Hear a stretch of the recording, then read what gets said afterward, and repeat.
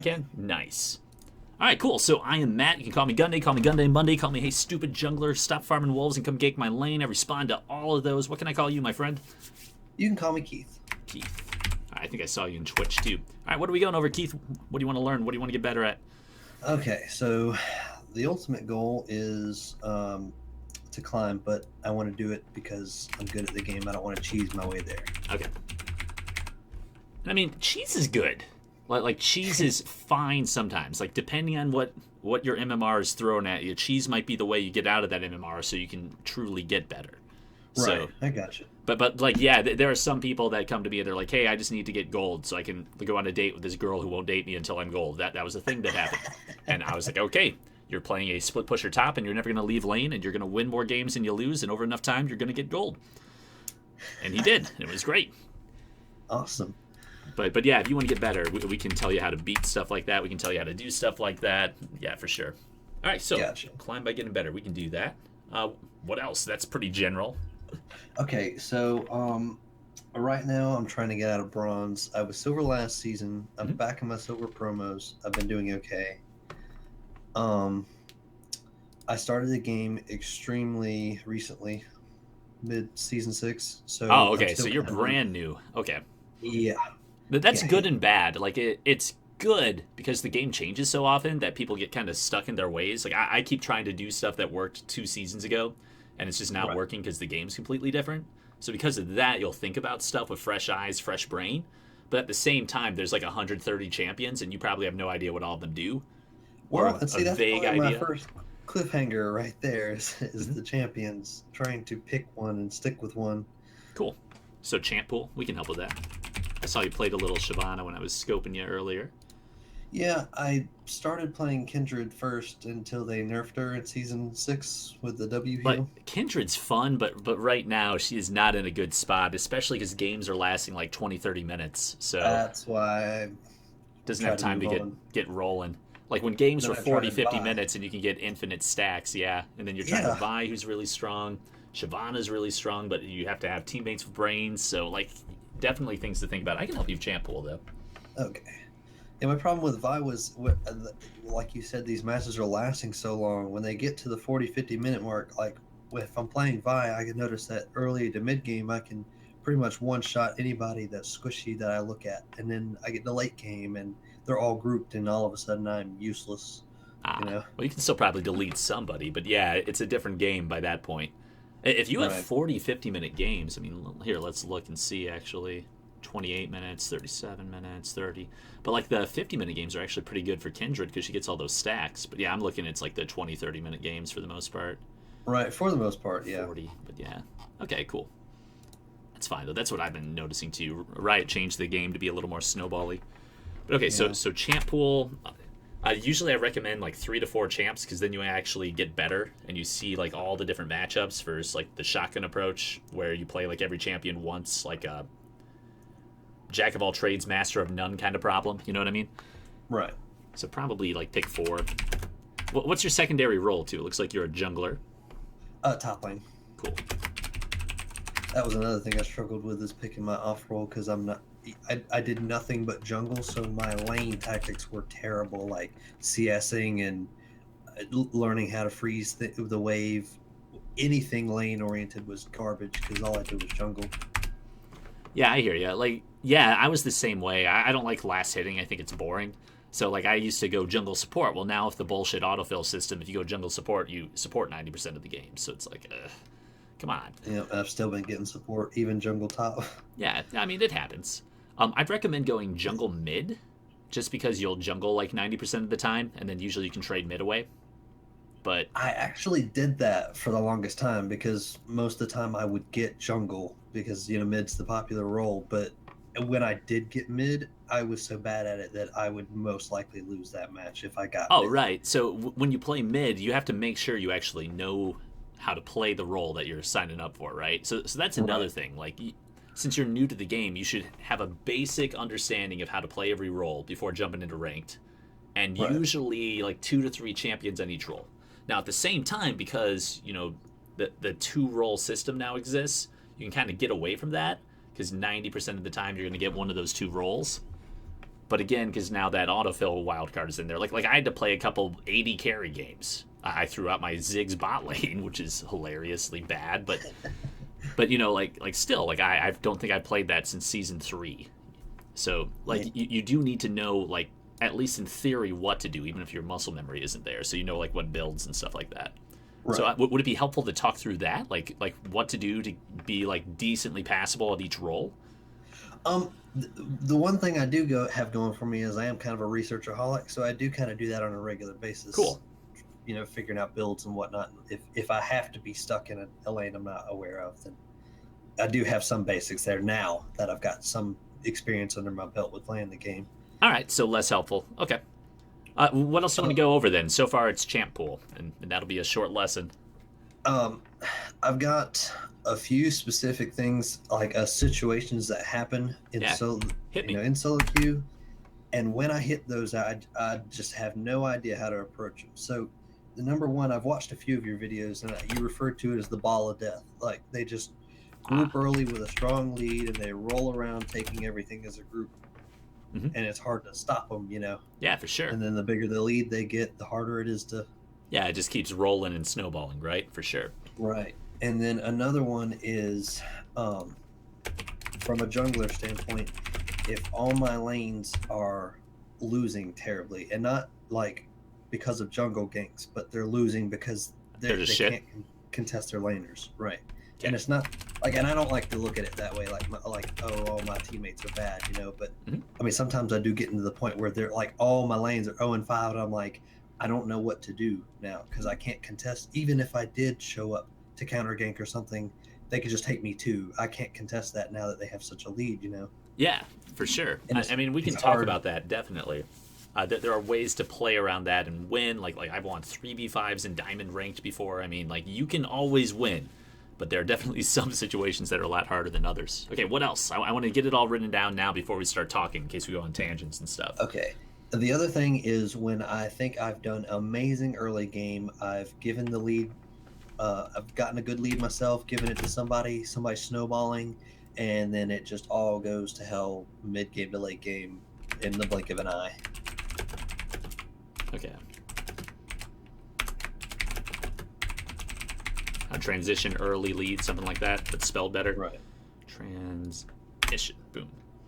And probably the last thing that I have a problem with now, and I think this comes from not knowing each champion and what they do and when their power spikes are, because I am newer, but as a jungler, like on Vi, I would get so confident with my damage that, you know, with the right combo, I could one-shot the 80 carry like it was no big deal past the mid-game. Whether, you know, Triforce power spike, I could, for sure, was mine.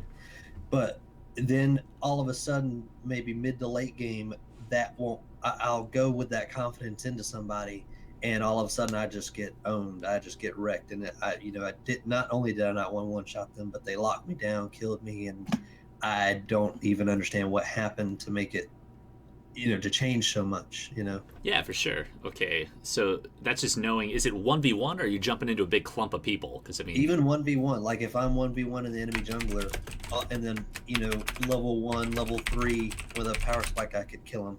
And yeah, for sure. All of a sudden, I go back in there at level 8, and he just wrecks me, you know.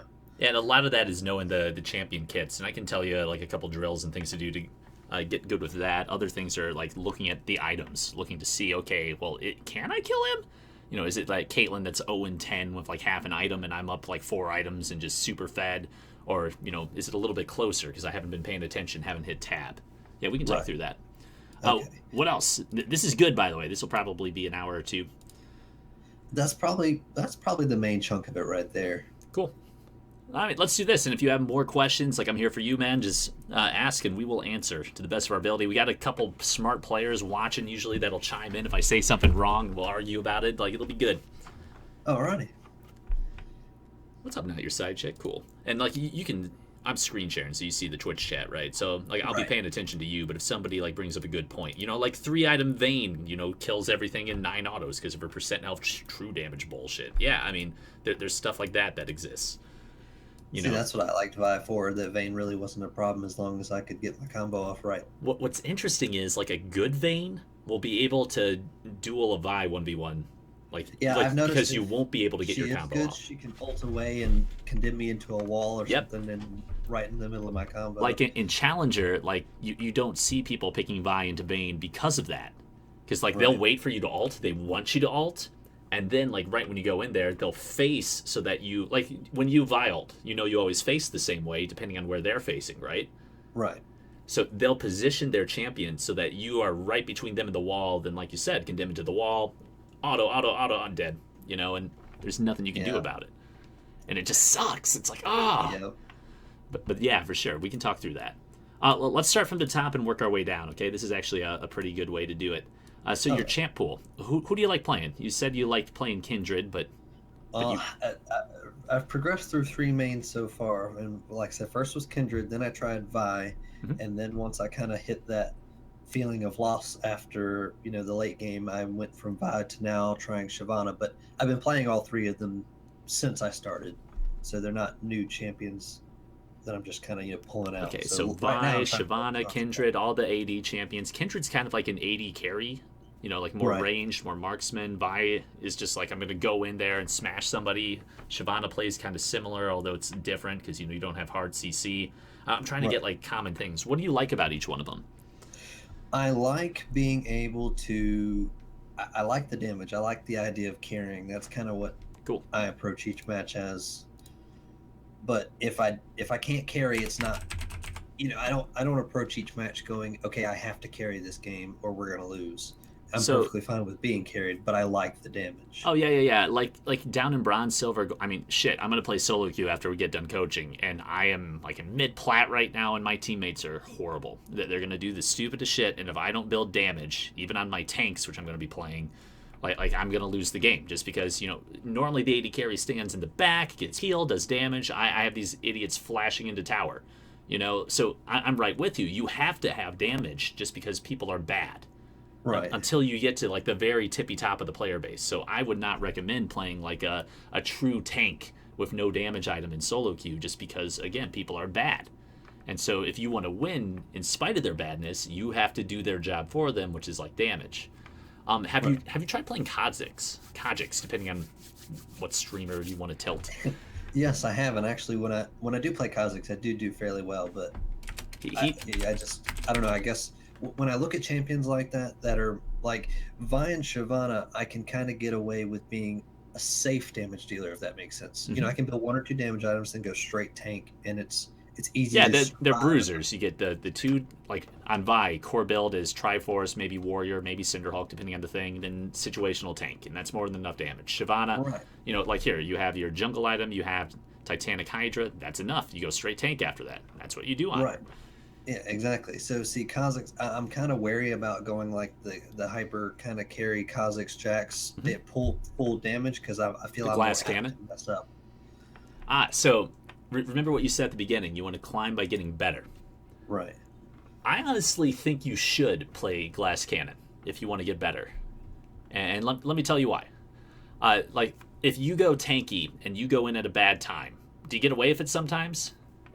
Sometimes, Sometimes, right? Sometimes it but even most of works the time I out. get CC and lockdown.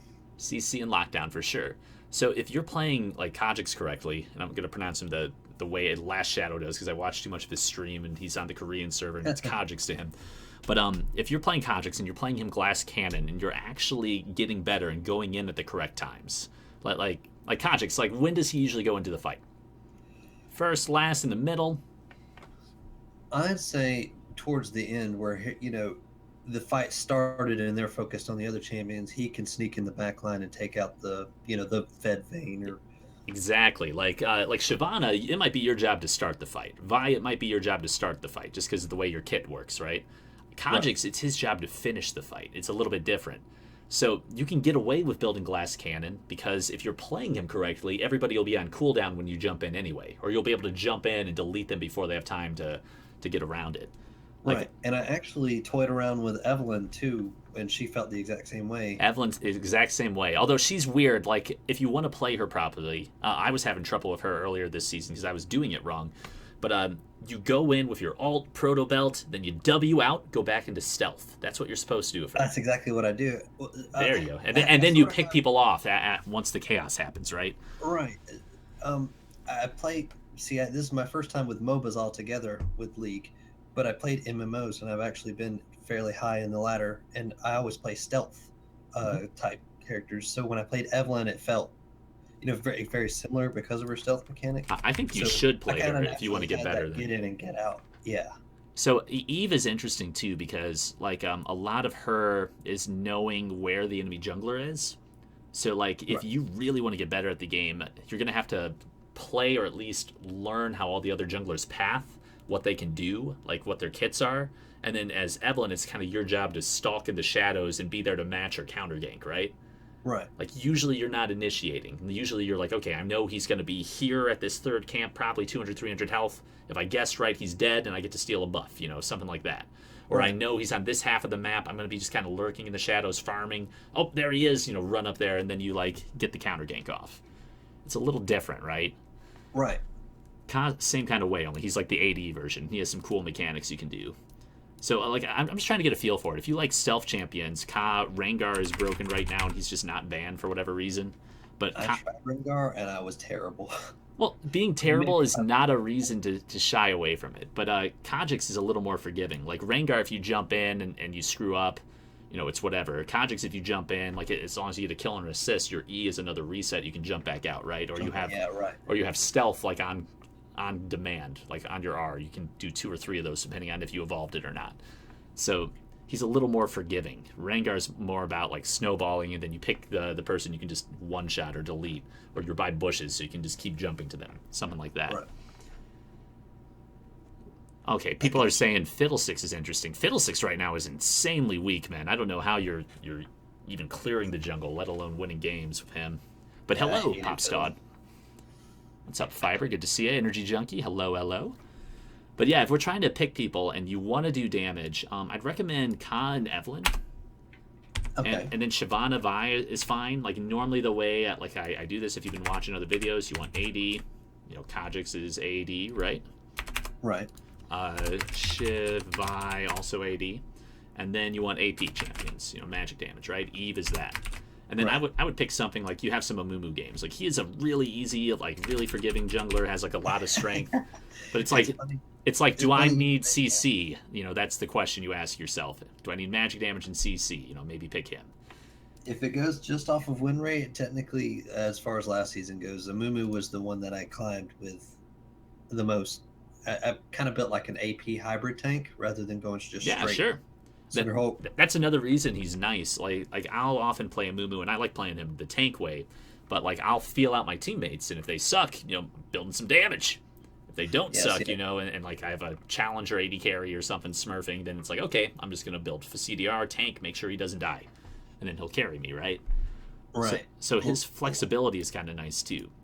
But Late into season 6, Fi LOL released this video that was a Runic Echoes into Sunfire Cape, and it was kind of Yeah. cheesy at the time. And oh no, ever since that then, works. I went with it. That works. You can do that. Usually you pick like one or the other for like jungle clear, because like all the anti AD items, like if you Sunfire Cape, right, gives you health, gives you armor, then gives you that passive. Sunfire Cape's passive is damage per time. Well, if you're up Right. against a bunch of crit champions, you're better getting Randuins. If you need to catch people, you're better getting Deadmans. You know what I mean? Gotcha. But if they're going to be in the middle of you, like if it's a Vi Riven on the other team and they're going to be slamming into you, you don't have to catch them. They're not going to be critting you because they don't build crit damage. Then yeah, Sunfire Cape's great. But you want to be thinking about that because with the Luden's Echo, you don't really need help clearing, especially because your W and E are hitting everything. Oh, I feel it. I don't know why I left this out. When I play solo queue, almost I'd say about 80% of the time, I am playing with a person. Oh, cool. So That's perfect. You should be doing that. right, so that's why when I play, I'd play a Mumu because he's a little better than I am. He's in gold, so and he usually plays mid lane. So I usually like to try and play around him, getting him fed, and usually I'll pick a champion like a Mumu. That way I can just ult in, and I know he's going to be able to, do something with it. That's fantastic. You should do that. Like jungle pretty much controls the game if your teammates aren't just feeding horribly, right? And usually you want to control mid lane and get them fed because mid is close to top, it's close to bot, it's close to dragon, close to baron. You can roam anywhere. So if you get that guy nice and fed, he roams bot. You can just murder people, take dragons, take towers, get your AD carry rolling. So it's really good that you're doing that. That's what I'd recommend if you're trying to climb anyway. Right. But yeah, like these kind of champions, like who you've been playing, Shyvana and Vi, pick one of them. That'll be like kind of your tanky AD version. Right. AP, like I think Amumu's strong. If you don't like him, like Elise is strong. She can be built tanky. She can be built damage. I am partial to Sejuani, but I think she is really hard to win with right now. Like I have almost 1,000,000 mastery points of her, and I have like a 40% win rate because I'm experimenting with her this season, and I haven't found anything that really works that great. Although I think I found something tonight. I'm going to show it off later. But like Amumu is solid right now. Like he does his job. He has so much CC. Even if you fall behind, you're still super useful because of your ult and everything. Right. Well, these guys are more skill shot oriented. So I would recommend these. Do you have people to watch to like learn crazy mechanical stuff? You mean like if I was watching Twitch streamers or Yeah, like one YouTubers? tricks. Do you have guides? Do you want some? Is what I'm asking. Oh, when I'm not playing League, I am researching 100% of the time. So Oh, right. Law King guides, YouTube, all that. Problem is, some of that shit is horrible. Like it's just wrong. That's why I kind of came to you actually in the beginning because most of it kind of contradicts itself, and Yeah, I'm trying right? to find something that works. So like playing Vi. I'd recommend a Twitch streamer named Super Metroid, best Vi world. That's actually who I watched when I played Good. Vi with Super Metroid. He's very good. I would watch him. He's solid. Here, I'll throw him in Twitch chat too. He plays a mean Nocturne too. I think like he always gets Vi banned against him now, so like he might be branching off and doing other stuff. But he's really good to watch there. For Shyvana, I don't really have anyone who's too crazy on her. When I do watch Shyvana plays, I usually watch Valkyrin. Valkyrin's good. I Will Dominate plays a lot of Shyvana. Both of them build her correctly. There's like one or two good builds you can do on her, but it's more like the mindset. It's more like how to play her. Like when I play her, I'm more like objective focused. When they play her, they're more like, hey, a champion. Now there's not a champion. They're dead, you know? See, I play more objective focus. I try to lock down every dragon in that game. Well, that's like how you should play her, but like I had this game the other day. I like just is the closest I've ever been to rage quitting League of Legends forever, where like we were up 20k gold at like 21 minutes. I had gotten the Baron right at 20 minutes. We had I think 7 dragons that game, and we ended up losing. Like at one point there was one player, a Katarina player, who was very good. So I took exhaust because my team didn't have any CC, of course, and every team fight I just took her out. And at one point we had a 4v1, and we had like a Gangplank, we had like a Victor, we had like a Caitlyn, had like some Taric, we had 2 Ocean Dragons, and they ended up losing to the enemy AD carry because they tried to all dive one at a time. And then the game went on for another 40 minutes and we lost, and I was so sad. So that's like Shyvana in a nutshell to me in low elo, because people don't know how to play with the advantages you give from giving those like passive dragons and just farming super fast. I had the exact same thing happen. I discovered that with Shyvana I could solo Rift Herald at like 10 or 11. So as long as I had built, my Blood Razor, it was pretty easy. Mm-hmm. And I had Rift Herald buff. I had at least like 4 dragons. I was splitting top. I got 2 inhibitors in, and then the team they all went in mid and died right when Elder came up. So that's one of the reasons Elder, I'm like Vi or Kha'Zix, okay? Right. These guys don't have that problem. Like low elo, if people are bad, if they're doing these stupid team fights where they might win, they might not, nobody knows what they're doing, people are learning their champions, these guys thrive on that. Really good Kha'Zix player. Have you ever watched Silas Kroager? I haven't. He is like rank 2 or 3 North America challenger. I think he's like Silas Plays LOL or something. Yeah, there he is.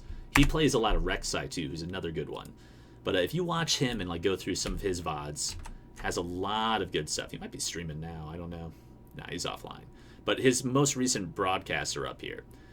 He plays people very glass cannon, and his pathing is immaculate. So like he's always in the right place at the right time. I've never seen him not get fed. But I would watch him to learn how to play the AD kind of carry champions. He plays like Zac, Rek'Sai. I've seen him play Rengar, Kha'Zix, stuff like that. Gotcha.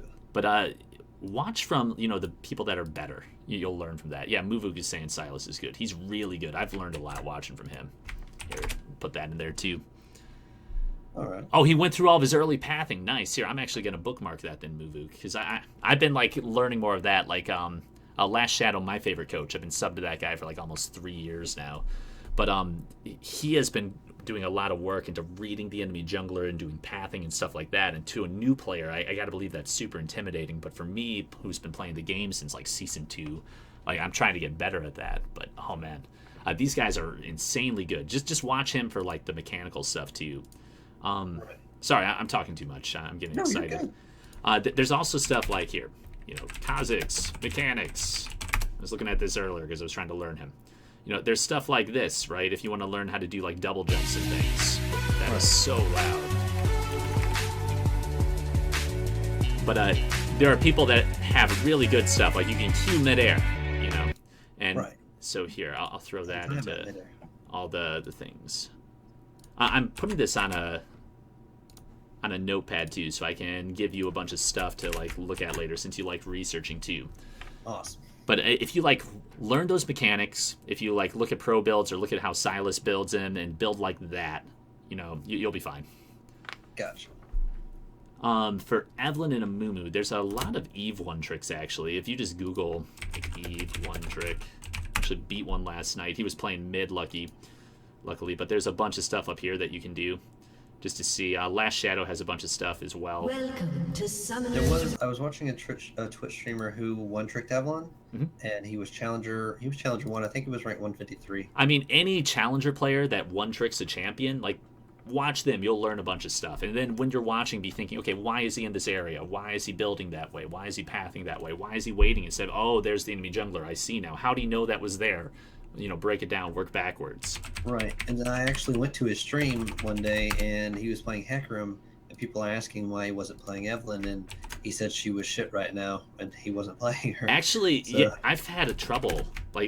Last Shadow keeps saying she's great, but I have the same problem. Like, my teammates won't be able to follow up because the support items are really strong. These kind of all-in bursty assassins kind of have a little bit of trouble finishing the job. Kha'Zix doesn't. But Evelyn, her kill pattern, I guess, is a little bit longer than a lot of the other bursty assassins. Like if you think about Kha'Zix, he jumps in, he deletes you, he jumps to either the next person or he jumps out. Evelyn, she jumps in, and then over the next 10 seconds, she's going to be whittling you down. Well, that's more than enough time for League of Redemption, the Locket Shield to come out, Face of the Mountain Shields to come out, heals to come out, barriers to come out, flashes to come out, people to dash over walls, thrush lanterns, all this bullshit that can save you. And you don't have dashes like Kha'Zix, so if they jump over a wall, you're just kind of like, well, see you in a minute.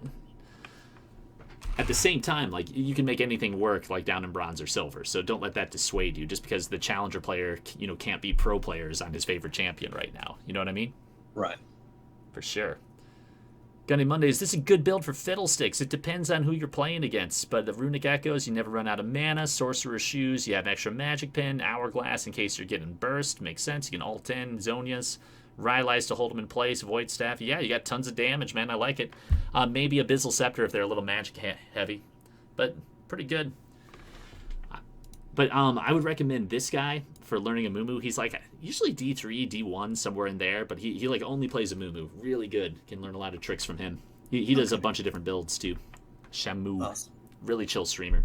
If you already have an Eve one, that's good as well. But if you play these four, really freaking strong solo queue monster, really freaking strong stat-wise, and if you go in at the right times, you can delete AD carries.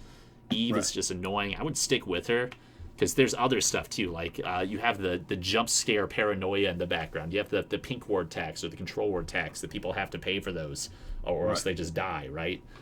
So she's still really good, especially in low MMR where people don't ward anyway, let alone buy a control ward. So, when you asked what I liked in Champions earlier, to kind of expand on that, now that you just said that, the one thing I don't like about Eve is I normally like to have objective control. That's one of my main. I like people who can easily take a solo dragon and sneak it. And she can't really. And she can't. Do this if you want to have objective control. There's a couple of junglers that have fixed that with Eve. There's a bunch of different builds you can do with her, right? Right. Let's do pro builds real quick. I'm showing you how I figure this stuff out. Pro builds, Evelyn. Here, let's just click one of these guys. Usually I see a very specific item, and it looks like they're not building it. They're doing the other one. The I'm gonna just delete people build is Runic Echoes, Proto Belt, then usually you get an Abyssal Scepter because it makes you just do a bunch of extra damage. This is pretty core. If you want objective control, you do this build right here. Gunblade. Read what that does, if you can. Yeah, I actually started building it on Shyvana some games just because of It's the way it worked. It's okay on her. I tried it. If you want heal on Shyvana, you're better off Blade of the Ruined King. You have better Baron control of that. Right. But I saw Valkyrin do it, so I just tried one. oh yeah, like you can do it. I've experimented. You get more damage out of Blade, as weird as it sounds, and you really like the slow. This one has a little bit of a slow too, but the slow and stealing the health is really good on the Blade. But Right. this one is fantastic on champions like Evelynn, champions like Jax, Kayle, because they scale off of AD and AP. Like if you look at her ratios, right, her Q, as you build AD and AP, it gets stronger. Right. So if you get this item and like a warrior jungle item, you could also get the Luden's Echo if you want to. Either of those are fine. Warrior actually has more damage. Luden's has the speed up, and you never run out of mana. Although your passive regens mana, so like, if you're patient, that doesn't matter. But if you get this in like Warrior, you can solo dragon full health. Huh. Nice. So I mean, there are little things like that you can do, Right. to make it work. Or you can just kill everybody and then have your team do it for you. So, tomato potato, right? Right. But pro build's really good for figuring out how to build people. So most of these guys are doing like the runic echoes into proto belt. It looks like random boots. This is like, people tell me a core item on her just because it lets you delete squishies. The movement speed stacks with this, so you're just so freaking fast. Zonya's really good for when you jump in and like would get deleted but then don't and can W out when your team gets an assist. But again, like, use all the tools. Pro builds are really, really good for checking out what like the really strong players are being told by their analysts that are paid money to like find the best build. Might as well use that. Right. All right, Fiber's asking, I need your help here. A duck-sized goat or a goat-sized duck? What's a better pet? My logic is goats eat everything.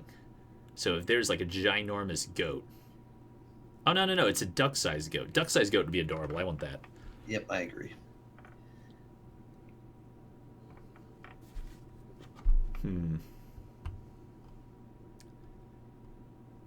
All right. Do you feel pretty good on your champ pool? I think I've given you a couple resources too, right? Yeah, I feel pretty good on the champ pool. Okay, ready to move on? Yes. All right, what do you want to go to next? Death Ball?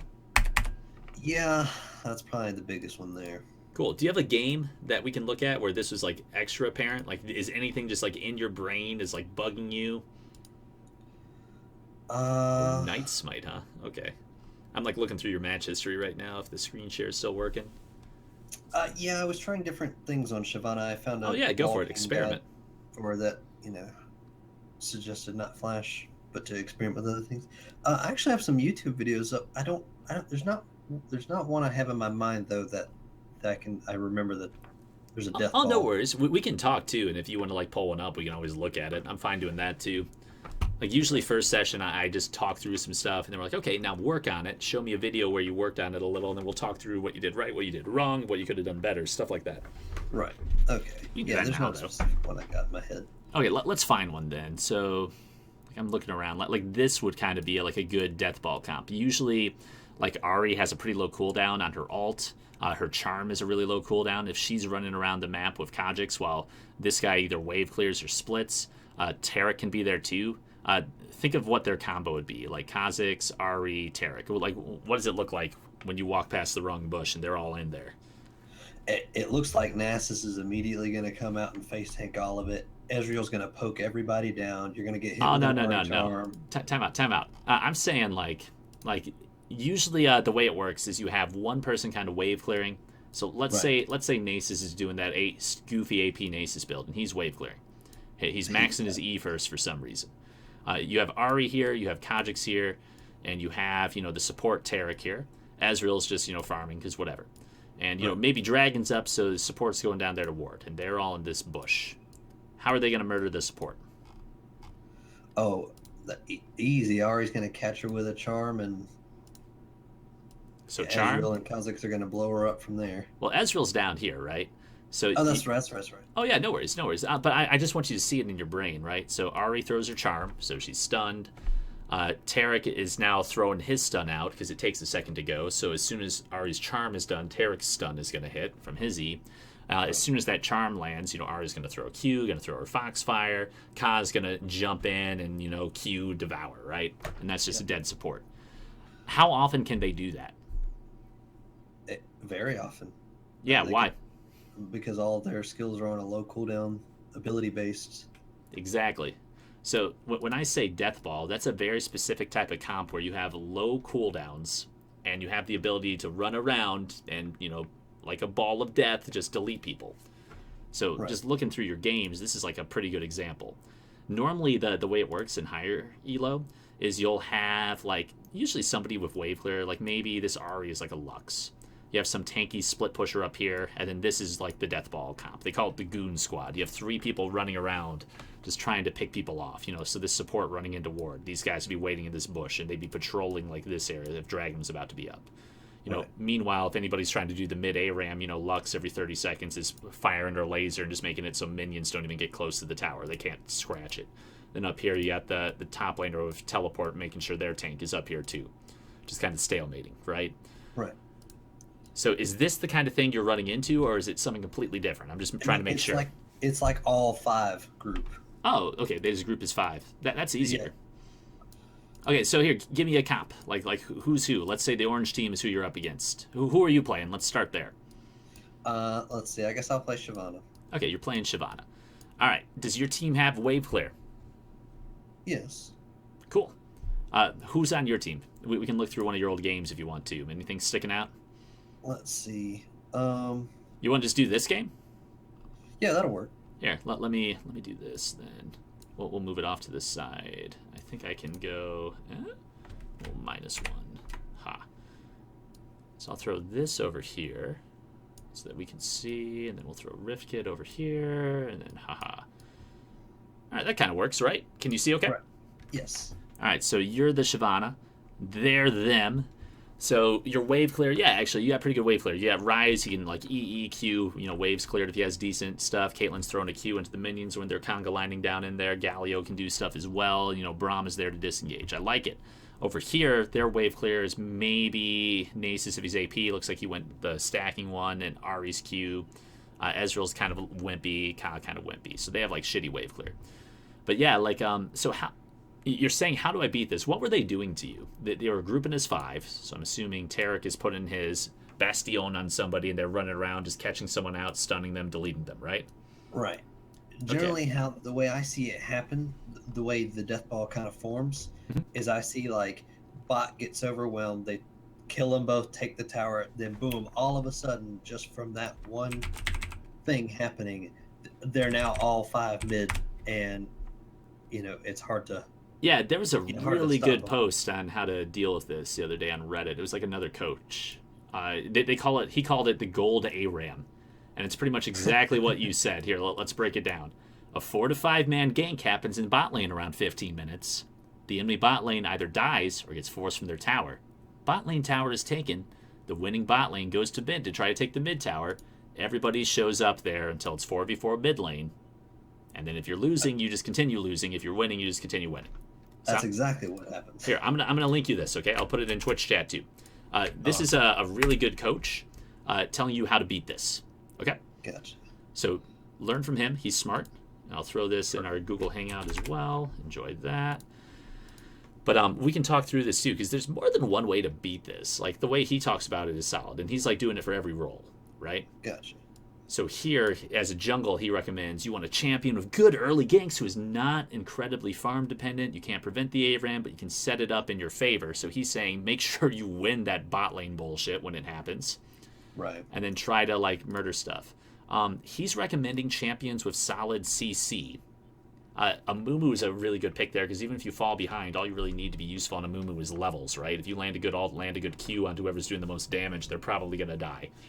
Right. So something like that is interesting. I don't like his Rammus recommendation though. But all the champions we went through are fantastic for this kind of thing. Okay? Gotcha. Now, let's think about this a little with our brain. If they're just like slamming into bot lane as 5 and grouping, how do you prevent that? Like think about it. What would you do? Like he said, from a jungler standpoint, if I could stop that from happening in the first place, that'd probably be the best thing. Okay, so let's talk about this. Let's say everybody is in their respective lanes, right? So you got your bot Right. lane here. What are the steps that happen before that 4 to 5 man gank? Like, do they just go down there? No, generally mid shoves up the lane or gets a kill and gets the lane pushing and is allowed to roam. Um, and then the jungler clears towards that direction and is in the bot side. Usually teams up with mid and heads down there at the same time. They've got the support and AD carry are Yep. healthy. And then they've these already guys are still got down. items. Right. Okay, so let's break it down. So if you wanted to stop mid from roaming, what can you do? I can pressure that lane. I can, even if I get a little damage on her, that lets my mid lane stay in the lane and get the wave pressure going and doesn't allow her to shove up to the tower. Yeah, Even that can stop her from. wave clear is a really, really good one. That's one of the things he recommends in the guide too. So you mentioned you duo with a mid laner all the time. What does he play? He's actually that Galio in this game. He's the Galio. Okay, does Galio have really good wave clear? I don't. That's the first time I've ever actually seen Galio played in a match, so I'm not entirely sure. He's not the greatest. Like he's okay, not the greatest. Like like when I think good wave clear, I'm thinking like a Lux, like a Ziggs, like a Victor. Something that like can one shot a wave with the right items. Right. So you want something like that. Like I play with a guy that plays too much Talia. Like he's a Talia one trick, has almost 1 million mastery on her. I think I'd have to look. Maybe it's only like in the 100,000s, but it's way too many games. And Right. his big thing is like if he's this orange gem, he'll start doing it like level 2 onwards. So first wave he'll shove it in, second wave he'll shove it in, and then he goes and finds the jungler with me, and sometimes he gets first blood. And this guy, like if you think about it from the enemy mid laner's perspective, if it's something like a Fizz or something with shitty wave clear, he can follow, but if he follows, what does he lose out on? CS, which he's already probably behind on. Yeah, exactly. Yeah, one sec, my wife is peeking her head in. I want to make sure everything's okay. What's up? Am I too loud? I forgot what I was gonna say. You forgot what you were gonna say? Hi. Stream says hi too. Hi. All right, bye. She forgot what she was gonna say. She might have had good wisdom, so you never know. But yeah, like he has to choose between giving up, gold and experience by chasing, and like we said, we've already pushed in the freaking wave, so this guy already has that golden experience. He has like a shitty choice. He leaves and helps, loses gold, or he stays and then his jungler dies. It's a lose-lose Right. for him. And not to mention he's already behind. If he tries to fight, he could lose that match. Yeah, like maybe he's still level 1 or level 2, and this is level 3. He doesn't even have his full ability, his full kit's unlocked, right? Right. So now that works like all throughout the game. Like you can still make them have that choice. So like let's say again, like my friend is playing his Talia. Talia is just gonna roam. That's the way her kit is designed, right? You use Qs until like all the ground is worked or whatever, and you can't like throw multiple Qs anymore. And then you leave. Wait for it to become unworked. Right. So if you want to beat her, you just have to shove her back in and make it so like anytime she tries to leave, she's like missing farm. Well, Right. to do that, if you're playing like Galio and you don't have good enough wave clear to make that happen, she's just going to laugh at you, go kill someone, and then be back to lane before it matters. Right. So I would recommend your friend play something with better wave clear. That's one very easy way you can prevent the bot aram. Gotcha. Another thing, too, like if he's busy shoving stuff in, like he can roam. I remember. Oh, you remember? Right. Leonidas' red light is burnt out. Yeah, I know. My lizard Leonidas' red light is burnt out. She's letting me know. I got to pick one up. All right, but kind of makes sense. Yes, it doesn't make sense. Now, most players aren't even thinking about this. They're just playing a champion because, some challenger players said it was strong. They don't know why it's strong. So Right. if you are actually thinking about this, well, I want to play something with wave clear because I can prevent this bullshit gold ARAM thing from happening. Cool, you're done. Now, as a jungler, what can you do? Because you can't control your mid laner usually. No. I can put well, there's a few things I could do. One, I could ward up that tri-bush in the river so bot lane can see that coming before the gank even. Yeah, like wards in here are usually pretty good. I like getting wards like here and here. Now, let me ask you, you are almost into silver, right? Right. Does your team even look at wards? No, and most of the time I'm usually the only one. If I tab out, I can see everybody's got their wards. They're not on cooldown, and there's no wards on the map. We never have any vision. Okay, so is that a good idea? Like, I like it. It makes sense to me. But I usually play with other diamond players and stuff, right? So Right, I see what you mean. They're probably not even paying attention. they're even not if going to I pay do attention. one. Now, I had a game earlier today where I was spam pinging that the jungler was coming for like 30 seconds. I'm like, hey, he's right there. Hey, you should back up. Hey, you should back up. And then they just died, and then they blamed me for not being there. Yeah. So it's like you can't help stupid sometimes. So Right. let's say warding, great idea. If you can use it for your information, do it. Because if you can see the mid lane running and you're going to go kill her, great, do it. But don't do it for your teammates, okay? Right. Because again, they're probably bad. Another thing I could do is if I see an opportunity to gank bot for the AD carry and the support, and I take it and put them behind, then that probably makes that a lot less likely of a scenario as well. Yeah. So here, if I invade the jungler, put him behind. yeah, let's do this. 2 is going to be jungle. Any other numbers? Do we care about top lane for this? No, Do we care about mid lane for this? probably not. I would say yes, actually. Well, Argue with me. Well, why not? I get.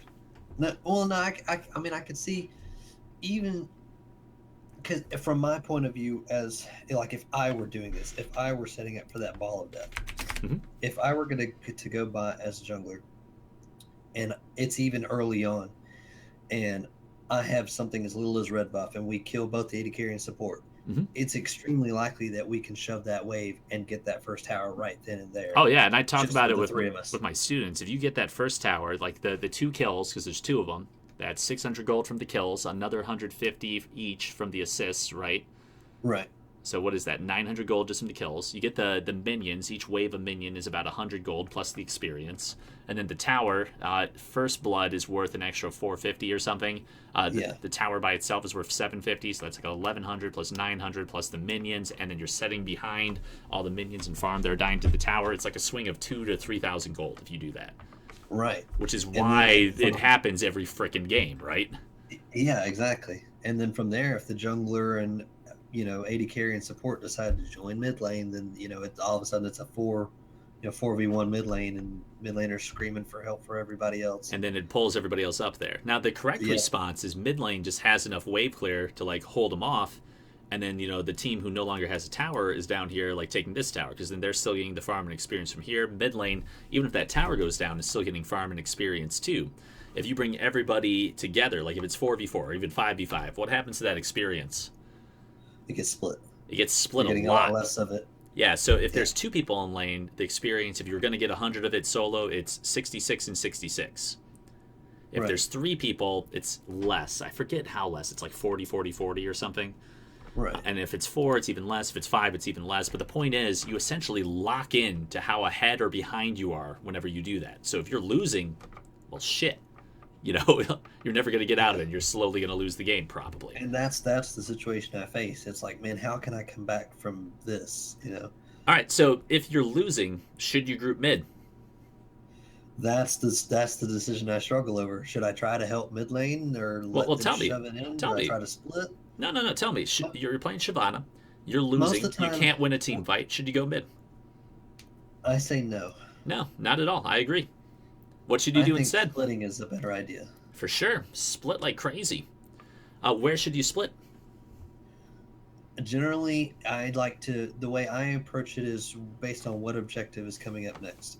If it's later in the game and Baron is the next objective to be, I like to make it top lane because I like to have the lane pressure in order to secure Baron. Yeah, Like, there's a if couple the wave ways is to pushing- think about it. I like what you're saying. Right. So here, let me drop my 2 cents, then you can keep talking. By the way, interrupt me. I talk too much. If you got something to No, say, you're okay. I'm not trying to be rude. But Baron's about to pop up, right? Right. We'll put the hourglass on it, right? This is a poorly drawn hourglass, but you got like a minute, okay? And then it's Right. going to be up there. Here, that's 1 minute. I'm giving up writing anything. Baron's about to be up. What you want to do, I agree, is shove the wave up here so you can see. You kind of want vision around here. Hey, what's up, Elise? I'm trying to explain stuff. I have an eyelash that keeps growing clear. One single one. Takes off. Congratulations. Freak. You are a freak. You're like a mutant. I think my wife wants some attention. Sorry, my friend. You're all good. All right, so you want the wave up here. You probably want vision like back here. I talk about this in other lessons. You want the early warning wards. You want control ward in here. You want Scuttle Eden. You want to be able to see like all the places they could come from, right? So minions are kind of like free wards for that. You want to push up mid too. If you're the jungler, you want to be splitting on the same side of the map as the objective. Like if Dragon was going to come up, are you top or are you bot? I'm bot. You're bot because it's close to Dragon, right? You have to be there if you're Smite. So Baron's coming up, you're top. If Dragon's coming up, you're bot. Now let's say you're a top laner with teleport. Same kind of thing. Baron's about to come up. Where are you? I guess I could be wherever if I have teleport, as long as it's warded and there's something for me to teleport to. No, actually, there's a correct answer. And there's reasons behind it too. I'm not just saying that to say it. Let's say you go top. Right. What happens when you split push and you're putting a bunch of pressure? It's either going to draw the enemy team to deal with you, Mhm. or they're going to try to shove something else. Okay, so Baron's about to be up. Where's the enemy team probably going to be? Probably mid the river, warding up, getting scuttle. Probably like around here, right? Like this circle. Right. Okay, if you're top, is it easy or hard for them to deal with you? Pretty easy. You're right there. All right. Where a better place to be? Because, like we said, you have teleport, right? Which allows you to teleport. Bottom. Bottom, exactly. Okay, so if you're down here, and remember, here, ignore these other guys. They're mid setting up, right? You know, everyone's doing the mid aram that we talked about because, again, people are really good at this game. And their top laner is going to be pulled down here, right? Probably. Right. Maybe this guy's nice and fed, you know, and he deletes them. Or maybe this guy's mid and is bad, and so this guy is putting a lot of pressure. Well, what's going to happen? Well, he's probably going to take bot tower, but they're probably going to start Baron with it being a 4v5, especially if your team loses the 4v5 mid lane. Okay, so, well, if they fight a 4v5, are they good or are they bad? They're bad. They're horrible. So what you should be doing, if you see your top laner here doing this, and you're playing Shyvana, you should be pushing up here, right? Right. And you should tell your team, don't fight a 3v5. Spam pings and tell them, like, if they pass this line, they're bad. Realistically, this is the line they don't want to pass if this tower's up. If that tower's down, this is the line, right? If they go beyond that, they're going to die because there's 5 people, right? Right. Here, let me get these numbers out of the way. That was from earlier. That was from what can we do to prevent this. So this is the 131. This is impossible to like make happen in bronze, by the way. But just because someone will fuck up. But this is in theory what should happen. Your top laner should go bot with teleport. Right. And you guys should be here. If they go to Baron, and they start doing it, Baron is your 5th teammate, right? You're 4 plus Baron hitting them. They're 5. They're going to be chunked down. Everybody gets a debuff on them that makes them do less damage and take more damage, right? Right. You should be able to poke them down. And if it looks like they turn on you and start chasing you, you know, if they like peel off the Baron and go here, that's when this guy teleports. And then you guys should be able to win. Now, if he's top, you know, they can just go up there and kill him, and then they still do Baron. Right. Now, if he's bot and they don't do Baron, what are they probably going to do? They're probably going to go group for him. Yeah, probably. I mean, they'll send at least one person. If they send 2, what do you have mid? 3v5. 3v4, Well, 3v4, right? And right. plus teleport, but they'll probably have some way of stopping it. But 4v3 is a good odds. You can win that, right? Right. So do. If you see 2 bot, 3 here, you know, win that fight. Gotcha. Makes sense. Yeah, it makes sense. And if you're splitting up here, this is a 1-3-1 because 1 here, 3 here, 1 here. You know, it spreads them out. Someone's going to have to come deal with you. And then it makes it a lot harder for them to do that stupid 4-man thing here. And your team is actually getting resources enough to climb and do the things. Kind of make sense? Right. On the off end of that, I just lost a game on a Shyvana, and I was doing just that. I had gotten Rift Herald early, stacking the buff. I was shoving top in, splitting. What happened? Why'd you lose? The other scenario is that when I'm doing that, people try to group with me, even though, you know, my point is to split, and Rift Herald doesn't stack when they're with me, you know. And they wanted to group the entire game, and then even when I could convince them, you know, to push a different lane, you know, they wouldn't be pushing a separate lane. There would be no reason for the enemy team to be in any other lane than trying to shut me down. So you have bad players that don't know what to do, that aren't letting you use the Rift Herald. But I got it. Okay. Right, they weren't pressuring another lane to. Were you talking to them? Were you like, "Let me split, friends. Go mid. Don't worry, I'll split them up." And they weren't listening. Not to group with me, and not, yep. All right. Especially the Fiora kept trying to group with me over and over and over again. She's dumb. Whatever. If that's what you're dealing with, then you're better off. You have to then just pick an objective, and that's where you guys are going to group around. Okay? Gotcha. So if Baron's up, like it kind of makes sense for you to be top. Right. That makes sense. Maybe not mid, and then you probably want to put wards like here and here if you're like splitting somewhere in this area so you can see the people coming. Right. With Shyvana and Fiora, you don't have like CC really, so it's hard to like catch people. But That was ideally, another problem. Their team was full CC. yeah, so you're gonna get just stuck and go away. Like another thing I can tell you, you're not gonna win every game because again, people are bad. It's a team game, but that just sucks. I would just be like, hey, stop being a monkey, or stop being bad. Go group mid, Fiora, you go bot, I'll go top. That way we can get more, just try to really spell it out for them. But if they are just trying to lose the game, then I don't know, man. You can't really make them do anything. You got to play the hand you're dealt sometimes. Right. Another thing you can do there, Shyvana's an interesting champion because you can build damage, you can build tank. If you don't have teammates splitting, like normally you'd have your Fiora go bot, right? But she's not doing that. Is there any way you can split without being there? Well, I guess whatever lane she tried to go to, I could just. Well, normally what I would try to do in that situation, like say if I'm bot and she's trying to go bot with me, if I leave the lane, what's happening is if we're splitting bot, their team is in another lane, like mid lane. So that gives me top is my option. And if I go top, and like that team comp they had, there was zero pressure.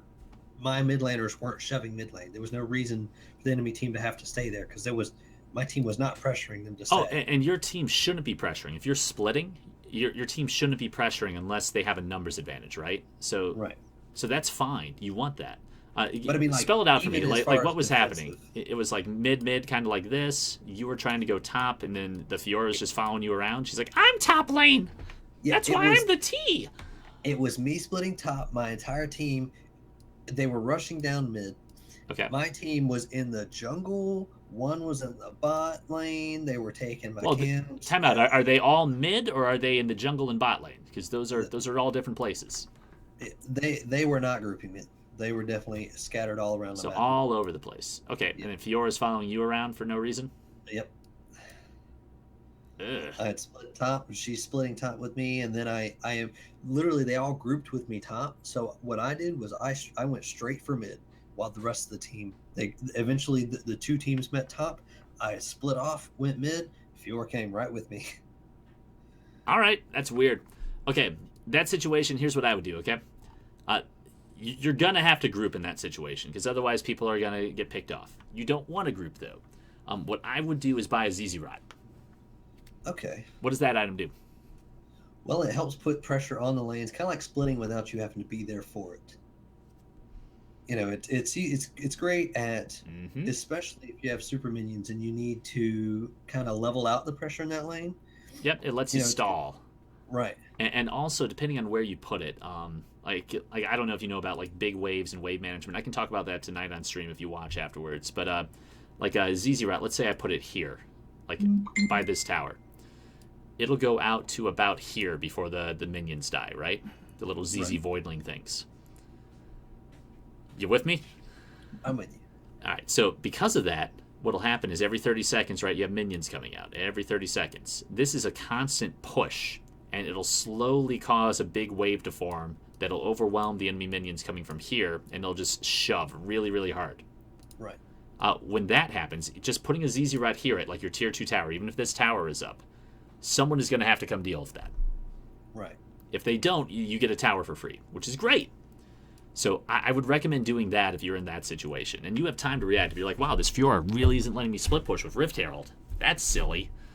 Then get a ZZ Rot because the item will do it for you. Okay? Gotcha. And when someone goes to deal with that, that's when you guys have that 5v4, and you should be able to like dive and win.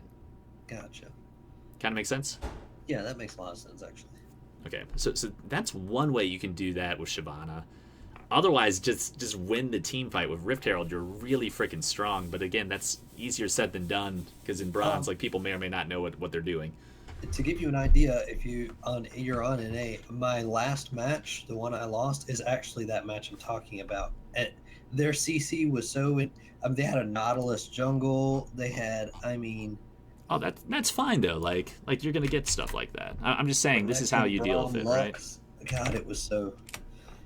I'd start a fight, and I mean, the second I started the fight, I was CC'd within an inch of my life. So maybe you don't start a fight, especially since you're not running flash. I like the ignite Well, though, so you probably went to try to invade him early or something. Well, see, that's actually what I've been trying to do on Shyvana is I've been trying to invade the jungle. I mean, extremely early. I saw this level 2 cheese um, on a video recently where if I was bot side and I started red and he's blue up top, then I can run over, use the blasting cone over into his wolves at level 2. He's going to take blue, go straight to Grump. Then he's going to wolves, so I can meet him there at wolves, fight him with Shyvana. I've got my smite up if I need to smite wolves for health. I've got my ignite up. Usually it ends up with me winning that. That's interesting. Usually that doesn't work at all. Reason being is, and like it works against bad players, but he's this blue jay. You're the I'm sorry, you're the blue jay. He's the orange jay. He's doing Right. blue. You get your red. You blasting cone over here, right? And Right. you're just waiting for him. He's getting blue. He's getting Gromp. If his bot lane is good, he gets a smiteless blue leash, and they leash a little bit of Gromp for him. Around 150, he's done with both camps. Right. So you're finishing red in about here by the time he's here, if his bot lane's good. Right. Now in bronze, it's not going to happen. So I'm assuming he's going to be late to the buff. He's not going to get a leash. He'll probably smite this too. He won't have good mechanics. So Right. maybe this works. But again, you asked me, hey, let's climb by getting better, not with cheese. Right. Right. If you were going to do something a little smarter, like if he's starting blue, red chickens or red wolves, and then go straight to his red. That's usually what I do. And in fact, on Vi, I made it a point to almost do it every single game. If I knew what he was starting, I would take his other buff. And it kind of depends. Like League of Legends is a lot like chess. There are different openings, right?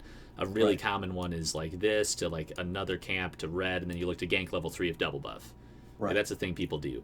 Other opening might be, do your blue jungle, look for a gank mid or there, look to counter gank. If nothing's there, back and then come here.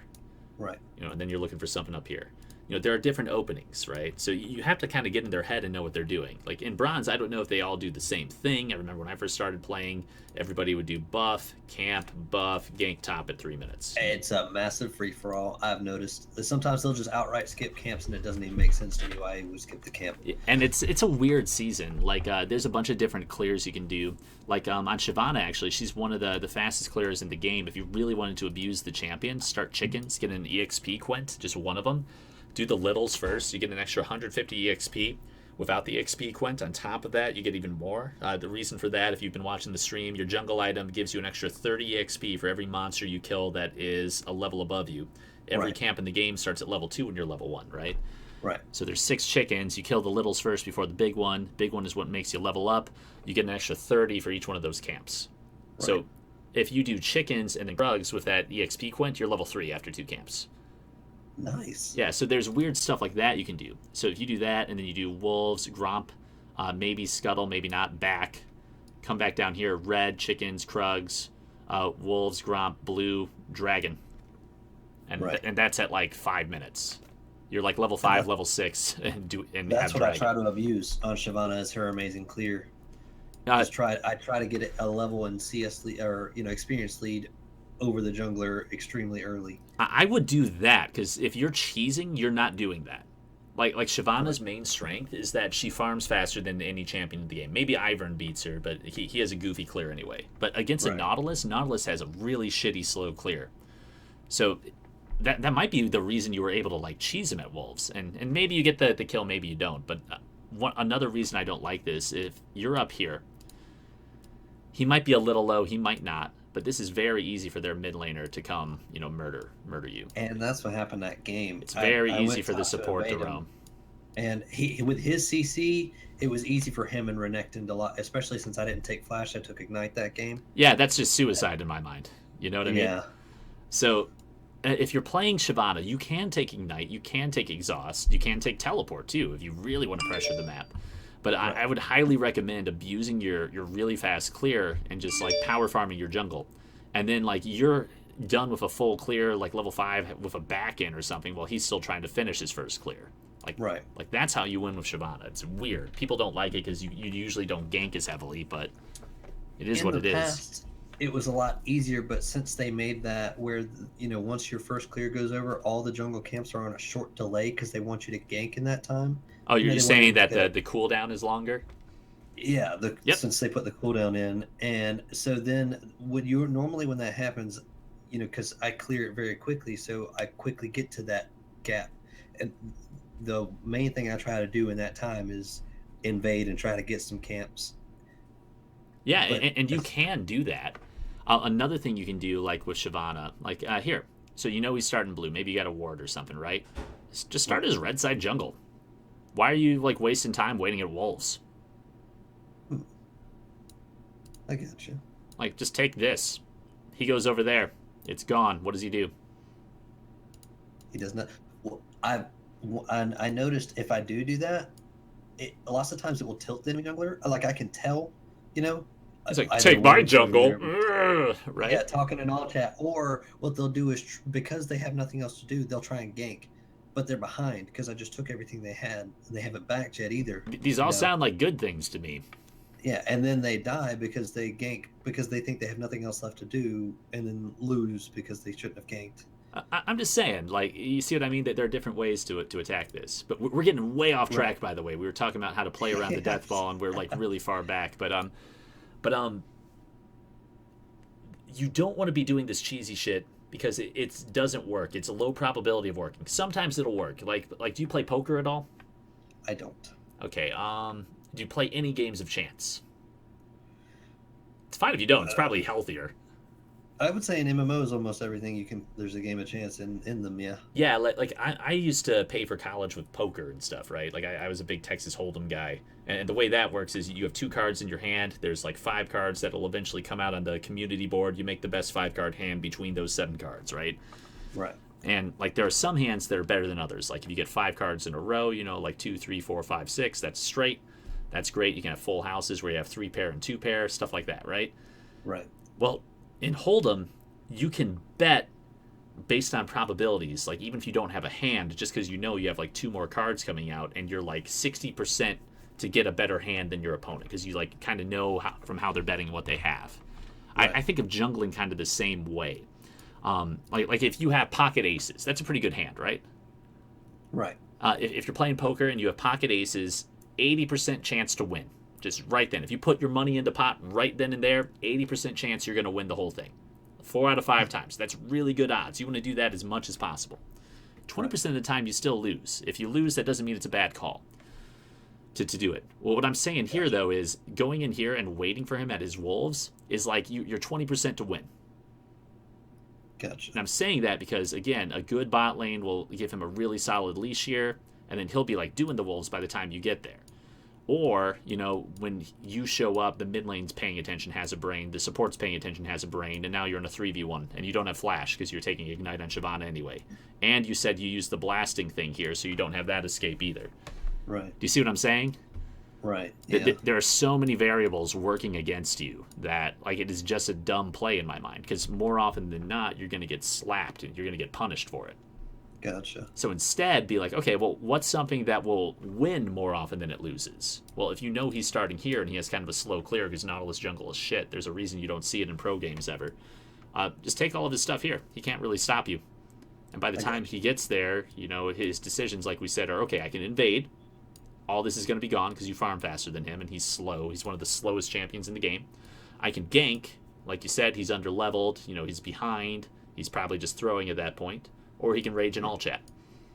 Yeah. Every last one of those is good, right? That's a 100% win rate. Right. And maybe there's a 1% chance that there's a ward and they all come cheese you or something, but still, 99 out of 100 times, that's going to be the better decision here. Gotcha.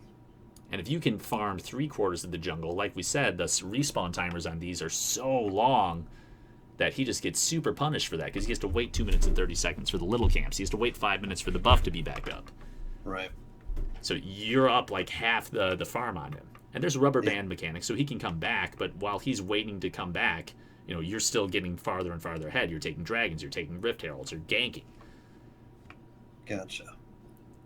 So when you're jungling, be thinking, okay, is this the best thing I can do? When you're doing your research, when you're watching the challenger players, watch how they path. And some of them will cheese, but a lot of them might be like ghosting or something, or maybe they played with this player so many times they know exactly where he's going to be. So it's instead of this like 20% thing like we're saying here against some randoms, it's really like a 60% chance just because they have some extra information. Right. I gotcha. Kind of makes sense? Yeah, it makes sense. All right, let's go back into this. How to play around the death ball, okay? As a jungler. So we talked about mid pushing in, right? And making it so the mid laner can't roam without losing shit. Right. That's one option. What's your other option? My other option is to... and let's say from the jungler. We were saying that's the thing mid could do. What can the jungler do? Yeah, I can either...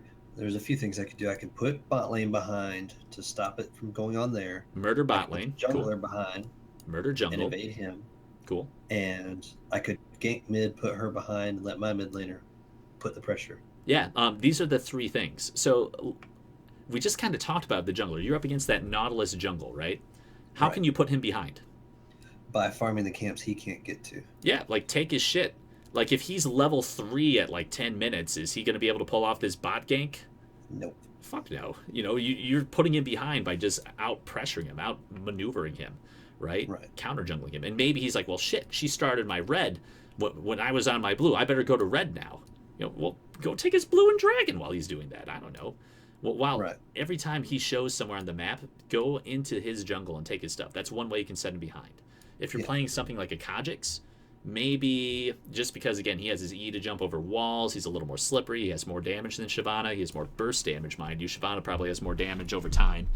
But, jungler's coming through here, Durby starting his red, then you just kill him. If you're playing Kha'Zix, that's a really good play. If you're playing Evelynn, that's a really good play.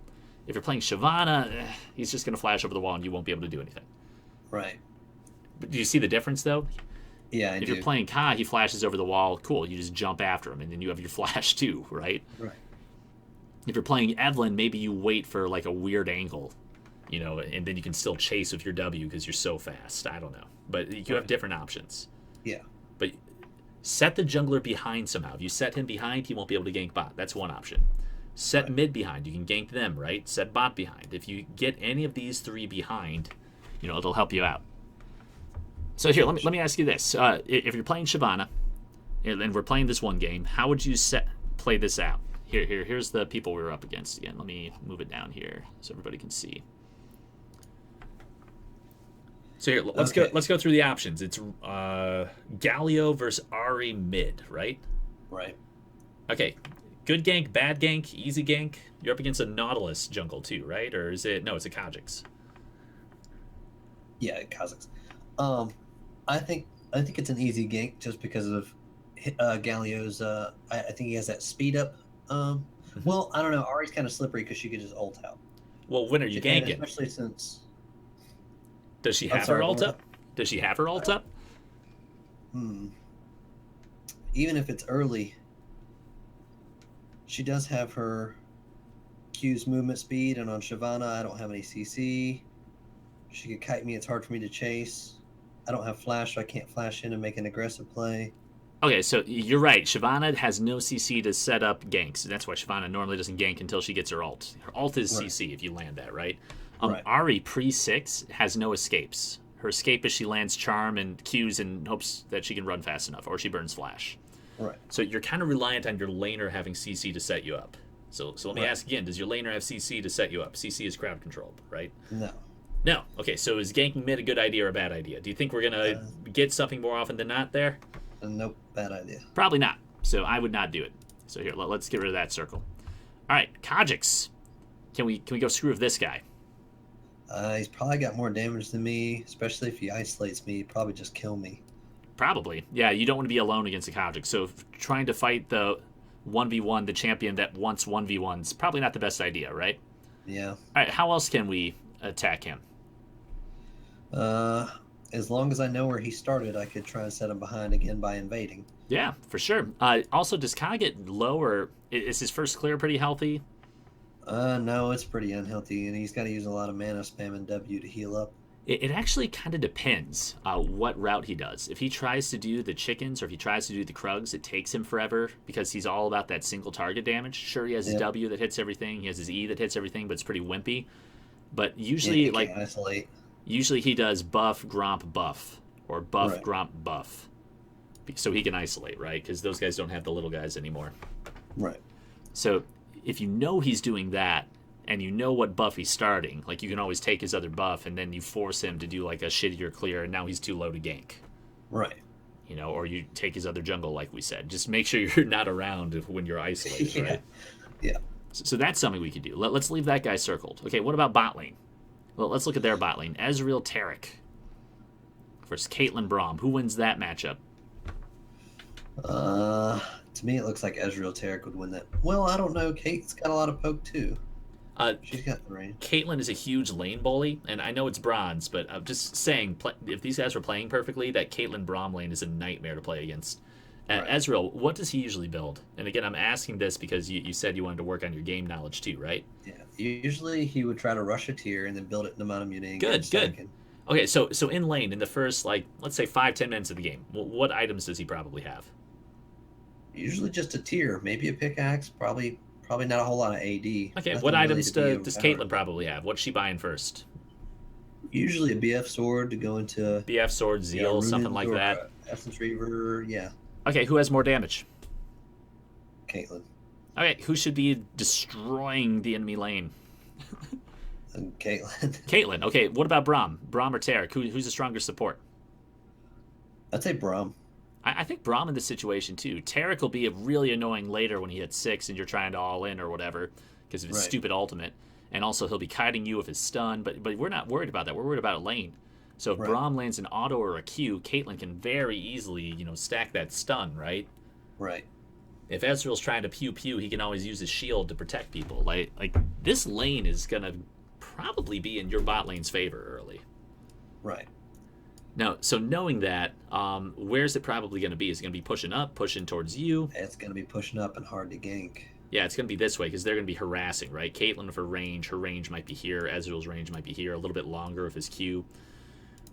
And he's not going to have a lot of damage. She'll have more damage. Braum will be super scary. They're probably going to be playing way back. Lane will be pushing up, right? So you're not going to be able to gank, but they're probably going to be out pressuring the enemy bot lane. Just assuming they're playing their champions well. Right.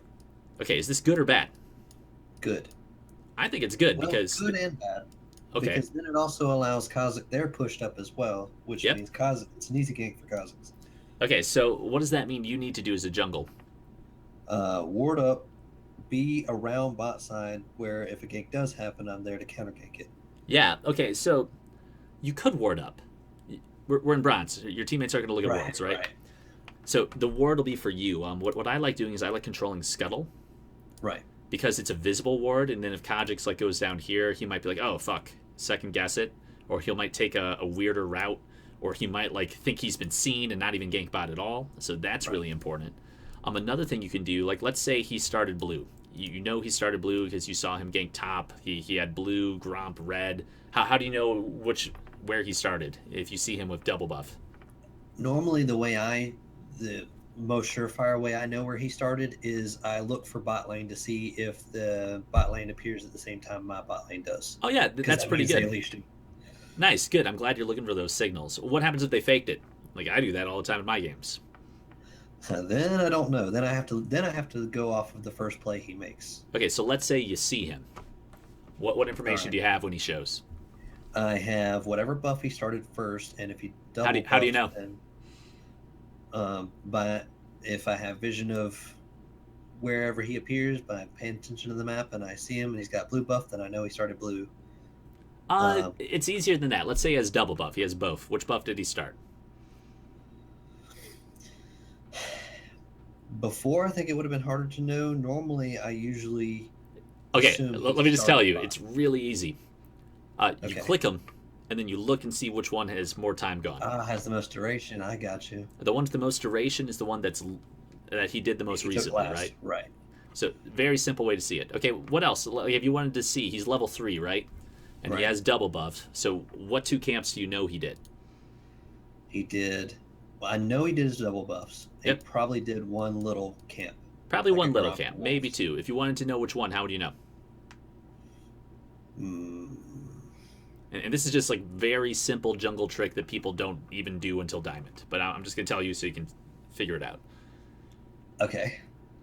You hit tab and you look at a thing. Do you know what the thing is? His gold. You could look at his gold if you're like freaking Rain Man and can do the calculus in your head. There's an easier way. Easier way. Easier way. It's near the gold.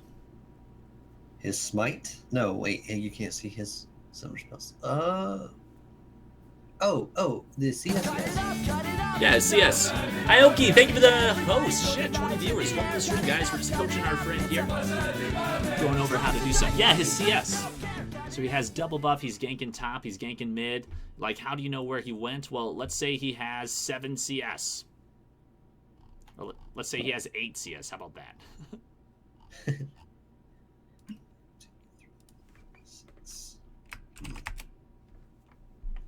So that means he went blue Here. buff. Well, let me do this for you. And these are all 1, right? Right. So blue and red are both 1. Chickens So are he 6. did Raptors and both blue buffs. Exactly. I mean, maybe he has like 9. He did a scuttle. Right. Or he did Gromp or something goofy. But you can see, right? Because you can only be at a certain level with those things, you know, and that number of CS at a certain point. Gotcha. So you mentioned, okay, I kind of have to be bot when he's bot. Well, that's important to know because let's say like he shows top, he has blue, he has Gromp, he has wolves, 1, 2, 3, 4, 5, 6. Right? And he's Right. like level 3 still. What camps do you know he didn't do? His entire top side. Well, this and this, right? Because he has red. Right. Oh, gotcha. So he ganks top. It either works or it doesn't, right? But he's super low. He maybe tower dove to like get the kill, right? Right. And then he's coming back. He's the orange jay. All right. So let's say this is you jungling. You're in Kajik's shoes. Where are you running?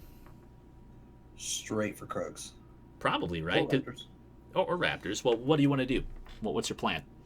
Well, I guess it would depend on where I was heading to next. If Dragon was coming up, I'd want to start Krogs and head towards Dragon. If I was planning to gank bot, I'd also want to do the same thing. If I wanted to gank top again, I'd start Raptors and go up. You could do that. So if you're trying to gank top again, you're thinking go here, and you're watching top, maybe rotate here, watching top, and then while you're doing this, if you have an opportunity, you're sneaking in. Like maybe you finish chickens and top lane looks like this. You know, you're not going to bother with Krugs right now. Right. Also, doing chickens first is good because it protects mid from a potential gank, you know? Right. So maybe if you don't know where the enemy jungler is, that's good. He could also be wanting to make his way towards Dragon. Maybe his play is boom, boom. Maybe blue is going to be back up. He wants to feed it to mid, and then he wants to be down here. I don't know. Right. But you know he's going to be somewhere on this side of the map when he recalls, right? Right. And we know that because we know exactly how much CS he has. Now, this is very dependent on the situation, but if you know he's up here, is bot lane in danger if they're shoved up right now? No. Not at all. You don't give a shit. So we want Caitlyn to keep harassing. That was kind of what we're getting at, right? It's fine if they overextend a little because they are in no danger of a jungler ganking. Now, if he's bad, he runs straight down here and then ganks. Why is that Right. bad? He's wasting a lot of time, a lot of CS. He's going to be behind their CS the entire time. Yeah. And, like, maybe he gets the kill, maybe he doesn't. If he doesn't, he's completely boned. If he does, that sucks for you. He probably shouldn't be able to pull this off. Maybe, like, you could have gotten the scuttle or put a ward here or whatever. But honestly, it makes no sense for him to just go down here and gank. Because It if also he gives me a clear window to go take his entire top side. take his entire top side, set up wards so you can see him coming. Go gank top, go gank mid, you know, something like that, right? Right. And then, okay, well, he ganked them bot. What can he do in this jungle? I can ward it up. Well, what can he do? Like, he ran straight here. Oh, he can't do He ran anything. here. He can't do anything. It's not up. The way it works, right? If you do blue level 1, and then do Gromp, and then do wolves, it's 2 minutes and 30 seconds for Gromp and wolves to respawn, right? So he gets blue, Right. maybe finishes it like 1:45 of a decent leash, finishes Gromp like around 2 minutes of a decent leash, We're in bronze, right? So we're saying they auto-attacked it a few times. They didn't like have optimal damage or anything. So if he kills Gromp at 2 minutes, when does it back up? 4 minutes 30 seconds. 4 minutes 30 seconds. Sure, Wolves will be back up a little bit later, right?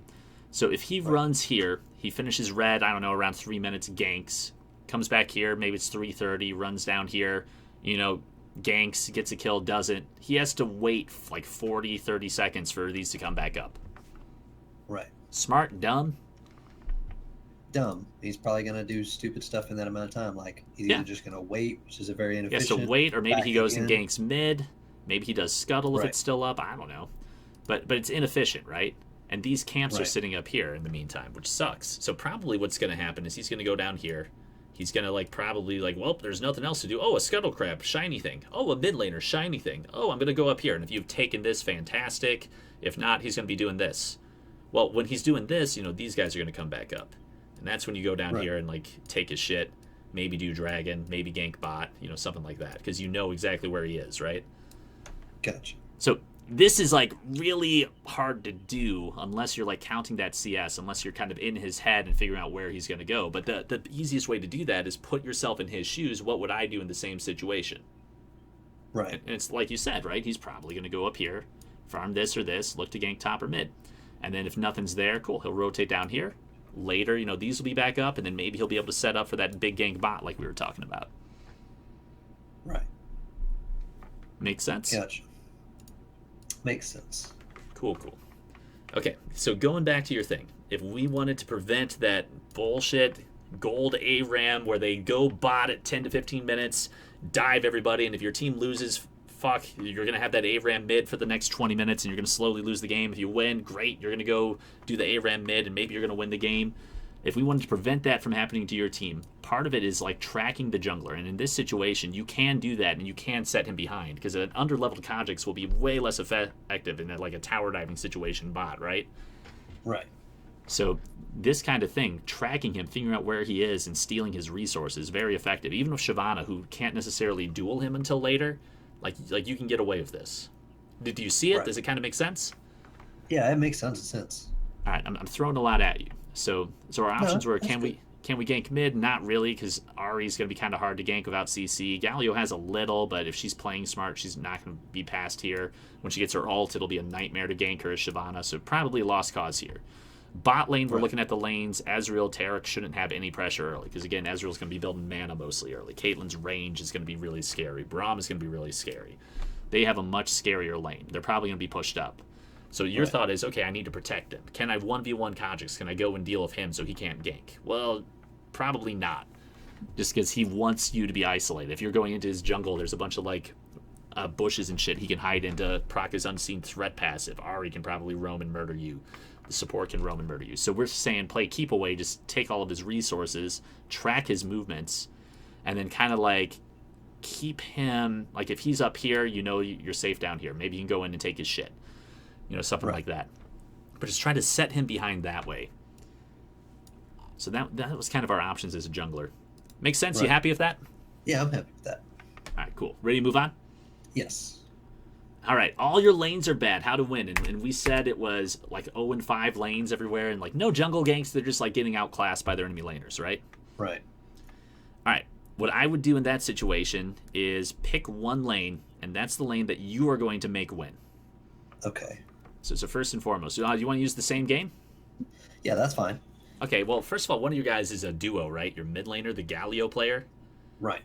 Okay, so maybe him, since he's in voice count of you, he's probably the one, right? And then once you get him ahead, you can be okay, play safe for a second. I'm going to go gank bot. But out of these guys, you have Galio mid, Ryze top, and Caitlyn bot. Which one is most likely to probably carry you over the finish line if you get them rolling? Probably Caitlyn. Pretty good. What about Ryze? Is he pretty good? Yeah, pretty good as well. Into their team comp, who do you think is going to need the most help? Or is going to have the easiest time? Hey, thank you for the follow. Probably Caitlyn. Why again? Because the way I see this playing out is Nasus is probably going to build some MR, especially if Ryze, because he's laning against Ryze as it is. Looks like he built Frozen Heart and Frozen Gauntlet. And Spirit Visage. Yeah. Spirit Visage has MR, Well, yeah, but he's up against AP. You have a little bit of magic damage. There's like one fly in my room, and I need to murder it. It keeps buzzing on my head. So if I like aneurysm and freak out, it's because I'm trying to like catch this thing. But yeah, like Nasus, does he have kill pressure on Rise early? no, not early. Not early, not at all. Is there any way this guy should ever kill Rise? No. Probably not. Rise should have a heyday with him. He should be able to like just kill him over and over again. He can shove the wave super fast. He can force him to farm under tower. If Kajix comes, he can like W, Q, Q, E. You know, he can do all the way Rise works. You have your E, right? Your flux. If you get 2 charges of that and you just throw a Q, if you hit it, if you don't, you speed up and you get a shield. If he E's and he E's again, it spreads. If he Q's that, it goes everywhere and hits all the things. So he has really strong wave clear. And if he EEQs, he gets that shield and that speed up. If Ka comes, he can always just click W. If Nasus tries to run on him, he can always just click W and run away. He should be impossible to kill. I'm not saying it didn't happen. I'm just saying like they should have a hard time, right? Gotcha. Rise also needs time to scale. Usually you see him build a tier in a Rod of Ages. This guy did both, it looks like, which is fine. So normally he's not one that's going to have a lot of damage early either. So like looking at that, I would leave that lane alone probably. Kind of makes sense? Yeah. Okay, so Ari. Are we able to gank Ari? Get him rolling? Probably not very easily. No CC. Like if she pushes up, like sure, you can get her. Be pre-6. And he has a little bit of CC. At post-6, he actually has that flash ult possibility, right? Right. So it's something. You might be able to get her, but yeah, it's kind of a coin flip. Kind of depends on if you can poke her down a little first. Okay, what about bot lane? Bot lane's a lot easier, but like we said, they're going to be pushed up. Maybe. I don't know. It depends on how it's playing out, right? But if they are, like, and they're harassing, again, Ezreal's building mana items first because he's going to get his Muramana stacking. Tarek, not a lot of kill potential there. He has his stun, you know, he can heal. He has extra armor, but Caitlyn and Braum are a lot scarier than these guys. I would probably spend time getting them strong. Okay, how do you do that? Well, eventually the lane will push back out, probably. They have traps and things. Maybe you can get strong enough to tower dive. But just because, like, your other lanes here probably don't have that much kill potential, it's going to be tough. Like, if you had to pick one, it's going to be hard to kill the Nasus, right? Because he can wither you, he can run away. Ryze can hold him in place for you, but again, he won't have a lot of damage until later, so that one's out. Ahri will be really hard to gank, so that kind of just leaves bot lane, in my mind, in this situation. Right. But I would pick one lane. Bot lane makes sense to me. And even if you don't get the ganks, your job is just to be there. Have you ever like played a game and the jungler ganked the same lane over and over, and then the person started typing in all chat, "No camping! Stop it! Because they're Quit it!" And even in games that I do that. No, I haven't happened. This is a 1v1 game. It's not a team game. Okay, so what happens when they start doing that? What does the jungler do if he's good? He continues. He continues, right? Because they're crying like a little bitch and they're tilted. Obviously, you want that to keep happening because it's going to tilt their team. They're going to mess up. They're going to get overly aggressive. They're going to screw up. It also like makes them think: are you there? You know, are you in that bush? Can I actually go aggro or not? So, that's jungle pressure, right? So even if you can't get a kill, just doing that makes them think twice, and then your teammate that was on the way of going 0-5 or whatever, because ideally you don't let it get that bad, you know, is suddenly in a little bit safer. You've given them a safe space because the enemy laner is like, God damn it, is this frickin' Shyvana just going to jump out when I go in, you know? So you want to be kind of playing like that. I would pick one lane. Like if all three are just failing horribly, you can't be everywhere, right? Right. Pick one. And you're going to live down there, and they're going to survive, and they are not going to go 0-5 because you're going to make sure they don't go 0-5. And you're going to get them ahead, and you're going to get them to a point where they can kind of hold their own, and then you're going to take their tower, and you're going to bring them to another lane and spread that advantage. Right. Make sense? I guess, yeah. To kind of give some background information as to why this stumped me so hard. Yeah. Most of the challenger guides I read on jungle, they put so much emphasis on not ganking losing lanes. Oh, yeah. Well, think about it this way. If you have 3 lanes to choose from, one lane is winning, one lane's going even, and one lane is like playing Ash top, building 4 tiers. Right. 0-6. Which lane do you want to gank for? Definitely the one winning. One winning makes sense. You can snowball them. What if they're winning so hard on their own they don't need you? then I can help the neutral one, but definitely not the feeder.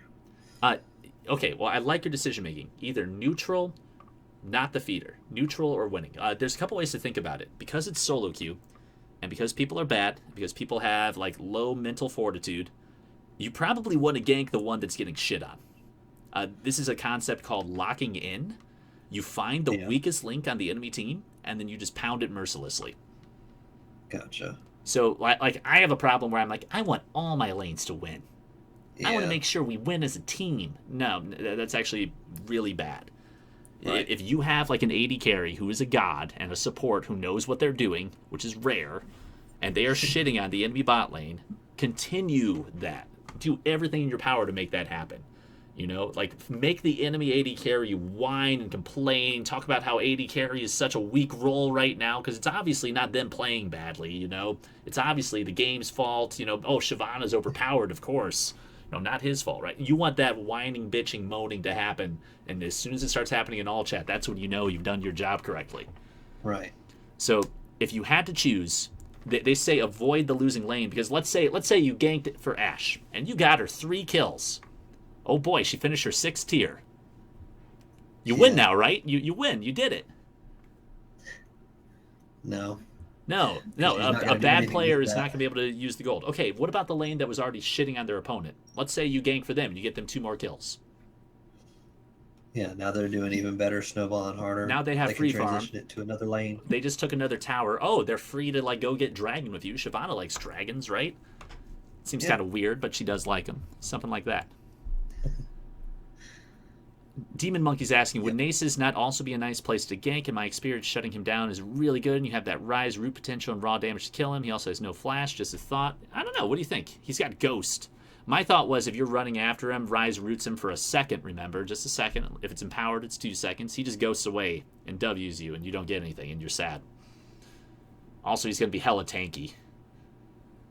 My thought process, when I was in the champion select and the loading screen was coming up and I saw this comp, the first thing I thought was to try and put this Nasus behind as early as possible. Yeah, usually you want to like make it so Nasus has trouble stacking and falls behind. Yeah. At the same time, your team comp is going to kite Nasus for days. Right. Like he's never going to be able to do damage to you. If Rise built a little bit of magic pin, like he would hurt too. Like Leandri's type item would have been really good. Every time he goes to like last hit, Rise is just bullying him as well because range versus melee. And then Rise can shove the wave in and make it so this guy has to last hit under tower. It's really hard to stack when you don't have like full CDR early and the tower's eating all your minions, right? Right. So, just looking at this, I think like I can probably leave this guy alone. I mean, for sure, if he's overextended, like we were looking at RiftKit, if Nasus is the orange tee and he's right here, you know, just kill him. Right. But if he's like here stacking, like, well, what can you do? Well, you can have Rise shove it into the tower and do that, you know? Yeah. You can ward for the Rise maybe, make sure Kaz isn't going to come eat him. But it's going to be hard to do that until you get a little bit stronger. But I agree, like, yeah, you don't want Nasus to have 1,000 stacks. Another way to think about it, why don't you get your AD carry hella fed on the other side of the map, and when this guy actually decides to team fight in 10 to 15 minutes mid, you know, now your AD carry is like 2 items up on him, and like every time he comes close, you know, he's just getting chunked down. You know, and then Caitlyn's putting traps everywhere, Braum is like stunning him, Rise has his, you know, room prison like we said, and you have all this ranged bullshit that he just can't get through. So as long as Shyvana like doesn't jump in and kill herself, like you guys should be fine. Just kiting him around. That's how I see it. Yeah. Now, different comp, different situation, maybe it matters. Human Eraser, thank you for the follow. What do you think, man? Agree, disagree? This is your lesson. I'm talking too much. It's just kind of interesting. Yeah, I definitely agree. People in chat have good points sometimes, too. Just missing it. Not Your Side Chick is asking if someone is pounding their lane really hard, like a 4-0 Fiora at 10 minutes. Would it be more worth to fill for her and keep pounding the enemy laner while Fiora roams and help other lanes? I don't know. I don't think so. Like normally the way it works is if you're 4-0, you want to stay up there and continue abusing them. So you want the jungler to either come and dive like the weak enemy top laner and then give you free farm so you can get even farther ahead. Because think of it this way, Fiora, really good 1v1 champion. Why does she want to go team fight? She doesn't. She doesn't. She wants to continue 1v1ing because she's a really good 1v1 champion. One of the best in the game. Pusher. And she's a great split pusher. Why does she want to team fight? She doesn't need to spread her advantage. She spreads her advantage by being so freaking strong that they need to 2v1 her. Okay, great. They've sent 2 people up top. Maybe they kill her, maybe they don't. Well, on the other side of the map, you now have a 4v3. So she's helping by, like, not leaving, if that makes sense, because she's spreading the enemy's team's strength thin. And now, like, the 3 on the other side of the map are like, where the hell's our jungler? No ganks! You know, because he's up there trying to deal with this monster Fiora. Like that's the way I see it. So your job in that situation is probably to go up there, remove the top laner from her lane so she can just continue pounding on towers and farming. So go up there, dive, kill the guy, then rotate mid-bot, something like that. That'll pull someone top, probably the jungler that gives you free dragons, it gives you free towers and dives on the other side of the map. What do you think, man? Makes sense, Keith? Yep, makes sense to me. All right, cool. So this all lanes are bad, how to win. It's going to be hard. Like normally, like 1 to 2 of your lanes are going to win or lose, right? Right. So you got 3 lanes. Riot tries to balance it at like a 50% win rate with the players you're matched up against. Statistically, 1 to 2 of the lanes are going to win or lose. Right. If all of them lose, unlucky. But you are a jungler. You can, to some extent, influence at least one of them. So you can do that with jungle pressure. You can do that by camping. You can do that by just ganking and murdering them. It kind of depends who you're playing, of course. But this freaking fly.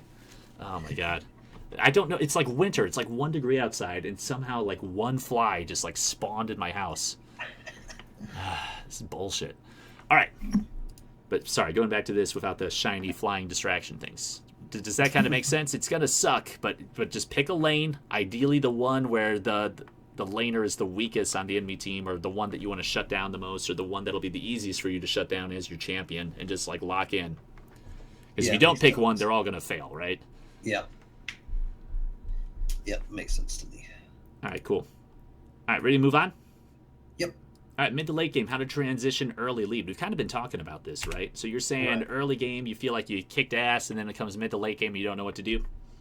Right.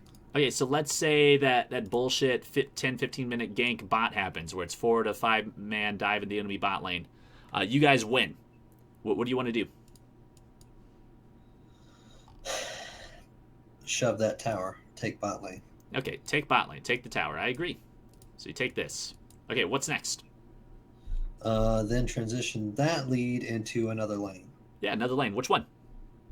Either mid lane. Well, if I was from a splitting point of view, top lane. If mid seems easy enough to get. What MMR is this? What is? Sorry, one more time. What MMR are you in right now? I am in. Let's see. I can refresh it. You 12, said 17. bronze 1, silver 5, somewhere around there, right? Yeah. What is every player in the game going to do, regardless of your beautiful split pushing decision making? Oh, they're gonna group. They're going to group mid. Okay, now, but that's fine in this situation because you guys won that early fight, right? Right. So you're ahead. So Yeah. if everybody groups mid, is that good or bad for you? Can be good. We do have the lead It's really good. Why is it really good? because then we can get an even bigger lead. They can't really contest us mid. They're behind. We have the lead. They just lost a team fight. It's not that you're going to get an even bigger lead. It's that they can't come back. Right. When everybody goes mid, the experience essentially is nothing.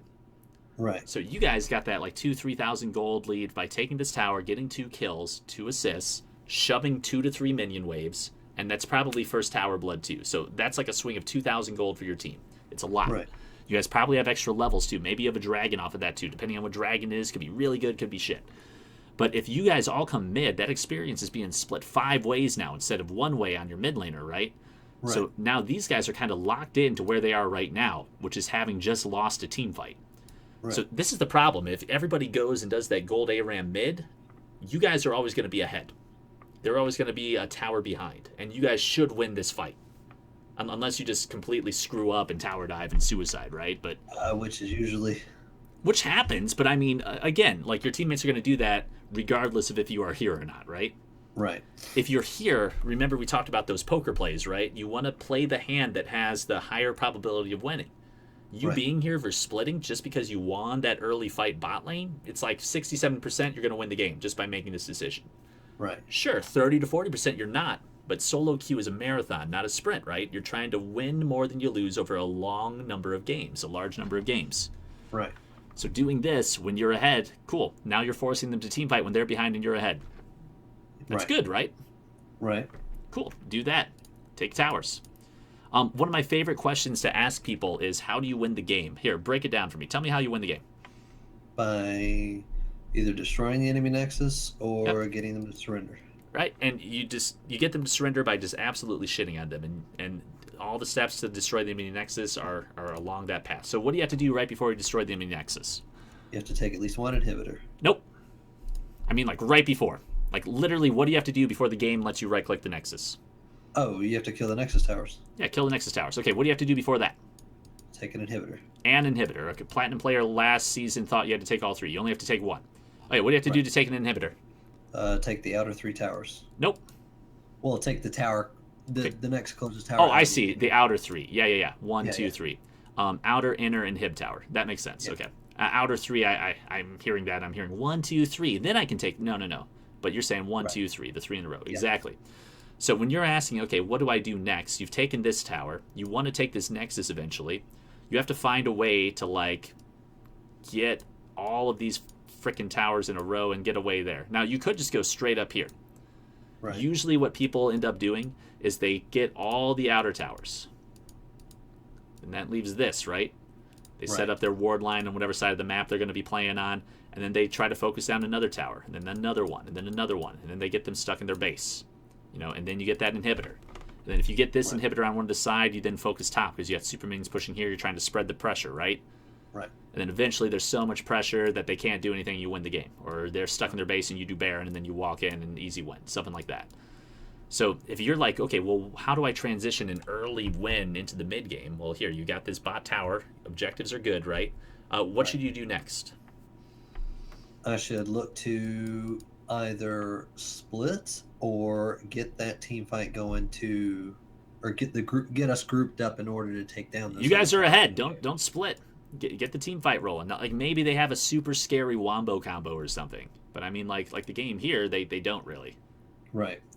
The thing that kind of gets the reason I asked this how to win the game question is usually like, even if, like, so let's say we win that fight bot lane, we get that tower, we have the lead. They may come mid, but I can't. There's no way I can sit, like, even if I ask them, hey, you guys come mid, let's transition this lead, let's take the mid turret, that doesn't mean they're going to do that. I mean, Braum may continue shoving right up bot, or I have that in Platinum right now, which is fun. So here, they stay there. Okay, they just shat on the enemy laners. What could you do if they don't want to come mid?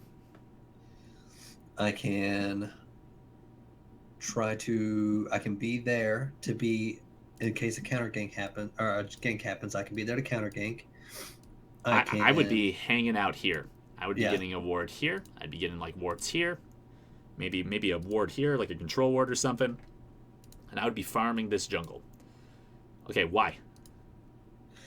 Because I want to prevent their team from shutting down the lead that bot has going. Yeah, you're worried about mid. You're worried about jungle coming in, right? Right. So your mid laner, who you duo with, like you said, his job is to shove the wave in so that their mid laner can't leave. Right. Your job is to stop the jungler from doing things. So if he's coming in here, you're pinging him with your vision, like, hey, Kate, Braum, let's kill this guy. And then when you kill him, great, now you have a 3v2. Now you take this tower. Mid laner's roaming. Your job is to ping him. Like one thing you can always do in bronze is, like, sure, maybe people won't play safe, but you can be like, hey, let's kill Ari. Yeah. They'll definitely back off of this tower to go try and kill someone. And maybe they chase forever, but still, like, they're not going to die, right? Right. So your job is to kind of, like, float around here if they're not grouping. And this might be fine. If they are shitting on this enemy bot lane so badly and the enemy jungler is unable to come help, like, maybe he goes and ganks for his Nasus. Cool. What do you do when you see him up there? Then I shove bot because he can't. I help them shove bot. He Yeah. can't. He's top. He can't do anything about it. Help them shove bot. Wait for Caitlyn to get a good trap, Like, maybe she has her trap set up. Like, favorite one is, like, put it behind the tower. When they try to walk behind, they don't see it. They get stuck. That's a free headshot. That's a free Braum combo, right? Very easy to, like, just pile on. Really hard for them to get through this trap bullshit. Has longer range. They can just keep sieging. Do that. Okay, cool. Now you got 2 towers. Usually by then dragon is up. Bronze people love dragons, right? You can maybe convince them to go here, and oh look, mid lane's right there. Maybe we can do that. But you're just trying to get whatever objectives you can, and ideally it's the towers, because those are how you help win the game, right? Because you got to get those before you get the inhibitors. Right. Make sense? Makes sense. Chat likes you, it looks like, Keith. I'll give you a cap of pride. There we go. So, yeah, it kind of depends. It's like how you said, you had that example earlier where the Fiora was following you around when you're trying to split with Rift Herald. You can't make her stop, right? Sometimes you'd be like, hey, quit it, and that just makes the player do it more. You know, they don't know any better. Like, you just got to embrace it. You got to play the hand you're dealt and play it the best you can. Yeah. But for sure. Okay, but does this kind of make sense? Yeah, that makes sense. Okay. Ideally, when you have an early lead, you take your lead, you group as quickly as possible, and you force it down the enemy team's throat. In higher elo, like if this tower is gone, have them rotate to the next lane. Shove the wave out, rotate here, siege this tower. Oh, wave shoved back, rotate back down here, catch this, shove it again, and then they go back mid or they go top or something, you know? And then when this lane is done, shove, rotate here, get all these. Okay, now all these towers are gone, right? Right. This is the mid game. Early game is the laning phase, mid game is the outer towers are gone. So your goal is like one of these guys. How do you set up for that? You get wards in their jungle, depending on what side you want to be on. Usually if dragon's spawning, you want to be controlling around bot mid, and then you wait for a catch. If nobody comes to mess with you, you just take dragon. And you keep shoving them in. You keep the pressure up, right? Okay, dragon's down. You have Rift Herald up. Baron's going to be up in a second, right? So now you set up around here. You have wards in here. You're waiting for some idiot to walk in here. And because you're stronger, you win that team fight. If they're turtle down here, whatever. Get a Baron for free. You're Shyvana player, right? You know how that works. Yeah. She's one of the champions that can actually duo Baron in 20 minutes and just take it, even for like 2 items. Exactly. So what you're doing is you're trying to make them terrified to come out of here. And then if they do come out of there, you murder them, and then you have a numbers advantage and you take a tower. And you rinse and repeat until you get down in here. Kind of makes sense. Demon Monkey 11, thank you for the follow, man. Sorry I'm kind of ignoring you in chat. I'm just trying not to be rude to our friend Keith here. Okay, but does that kind of make sense? Yeah, I'm going to play some solo queue after this, so I'll try to do that too. And I'm sure I'm going to have idiots that are inting and stuff, and we'll play around them too. It'll be fun. So to expand on what you just said. Yeah. So let's say we get the early game, we got the pressure, we grouped mid. So what happens when we group mid, try to take that tower, we get into a team fight and lose it? Now that lead is out the window. First of all, why are you losing a team fight with a lead? See, and that's what I see happen a lot. And that's why I asked the question in the first place, because lots of times I feel like I can have an amazing early game, give people the lead, get the lead myself, and then all of a sudden we just throw it, you know? Yeah, for sure. Well, you can't really worry about that. Again, like grouping mid, 70% of the time it's a good idea, 30% of the time it's not going to work, right? You can't let that 30% get you down. More often than not, it's a good idea, so you want to be doing that. Like if you ever watch an SKT game, like the really good world champion Korean teams play. Yeah, I watched Worlds. They win by getting these small micro advantages, and then over enough time, those small advantages, those small inches stack, and then they have miles and miles of advantage, right? Right. But they're doing these, okay, this is better 51% of the time. This is better 52% of the time. And they just do that so much that eventually enemy teams crumble under the pressure. Right. You can do that in your bronze games too. It's just usually the probabilities are bigger because people fuck up so often. Yeah, and I noticed you mentioned that it always seems when you're watching it that they always seem like they're both still in the game, so evenly matched. But then all of a sudden one thing happens and you realize they're not. Yeah, exactly. Well, in this situation, it's a lot easier because, this tower's gone. This tower's up. Your AD carry is probably up a level or two. They probably have an extra item. In that situation, you should win the team fight, right? Because you just have more damage. Right. So again, if you lose a team fight 1 out of 4 games, don't be sad. That's probably not your fault, as long as you're making the correct decision. Maybe someone lags out during the team fight. That shit happens. That shit happened to me. My wife came in when I was on Baron earlier, and I was trying to win a Smite War, and then she demanded to know where the towels were. And it's very hard to win Smite when you got someone yelling in your ear, when you got your teammates yelling at you, when you're spam pinging, you got a Thresh Hook flying at you, Ari Charm flying at you, Kha'Zix is trying to eat you. There's only so much you can do, right? So just put yourself in those situations where more often than not, it's a good call, and you're more likely to win than lose. That's all you can do. It's not always going to work. I mean, it's still a freaking video game. You're still dealing with 4 other people who have variable internet connections. As long as Comcast is an internet company, I will never surrender a ranked game. You know, because anyone could DC at any time, right? Right. So, again, don't be disheartened if you're losing. If you guys have the advantage, it makes sense to group and take objectives. Because you should be stronger than the enemy team. I guess the biggest thing I come across is trying to get my team to use that lead, you know? Yeah. And I mean, it's like you said, be like, hey, we're really far ahead. Let's group and take mid tower. If they're like, kill yourself. No. Which is 90% of the time the answer. Cool. All right. So again, ask. If they say yes and go, okay, cool. You have a good teammates. You're probably going to win in 20 minutes. Solid. Right. Move on to the next game. If no, then we got to talk about the other stuff. Okay, they're not coming to you. Bot lane is staying bot because they're bad. Fine. If they're shitting on their lane, do what we talked about. You have now set up your tent in this jungle. This is your campground, you know? And you're going to make it so the enemy jungler can't go anywhere near them without a giant dragon, like, squashing them and then breathing fire down their throat, okay? Right. You're going to have your mid laner, who you're duo with, you know, shove the wave up. And if Ari roams, your mid laner is following, right? And you're going to collapse on him. You're going to sandwich him. You got a 2v1 there, okay? You're going to do everything in your power to make your bad teammates not worse, okay? Right. Makes sense. But feel it out. Always ask for the best possible thing. Like, as jungle, it's your job to shot call and be like, hey, here's what we need to do. Let's rotate here. Dude, it is like herding cats, though. I had a game earlier where I had a Lux support that was just like, kept trying to duel this Kha'Zix. And, you know, after the 5th time, she thought she could still do it. You know, it's like, just stop, just quit it. You know, and then our entire team was like spam pinging her back every time she, like, if we were on this side, it was every time she left this part of the map. She just kept trying to, like, get deep wards in their jungle for some reason. And I'm like, quit it. You're making this so hard. But, like, that's going to happen. You know, so it's like, well, shit. Okay, she's in there. Well, can we actually win a team fight? Maybe we should all roam with her. Because if they're by themselves, maybe we get it. You know, but again, it depends on the situation, depends on the team comp, depends where everybody is, depends who's winning, who's losing, depends what champion you're playing. Right. It depends. Yeah, I get what you're saying.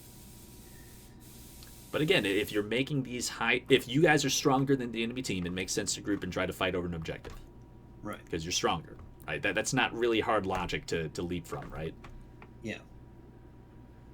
So I would start there. As you play more, I know you're newer. You said you started last season. You'll start noticing these other situations. You'll climb a little, and players will get better. And then, like, 1-3-1 type comps become a thing that actually happen and work. And your teammate knows what to do, and they cooperate. And the Fiora isn't following you around anymore, you know? Yeah. She goes to the other lane, opposite of Baron, with her teleport up, while you're up here, you know, doing the 1-3-1 type thing. Right. But until then, you know, try to do the optimal thing. If teammates do something slightly less optimal, you know, and tell you to KYS or whatever, you know, you just got to roll with it. Gotcha. Duoing helps, though. It's usually a lot easier if you're like, hey, let's do this, and then your mid lane buddy types in chat, yeah, you're right, we should do this. I like to duo, but I hate the idea of that being why I got high elo. Oh, no. League of Legends is not a game of honor. It is a game of bullshit cheating where you do anything possible to win. Anything possible to get an advantage. It's a strategy game, man. And it is a game where champions are literally broken, items are broken, there are bugs, and people are going to cheat. I gotcha. Do not take the high road. If you actually want to climb, the optimal way to do it is to do what the Elo boosters do. They play the broken champions, and they duo together. Gotcha. I mean, like there's no shame in doing that in this game because there is literally no honor in this game. All right.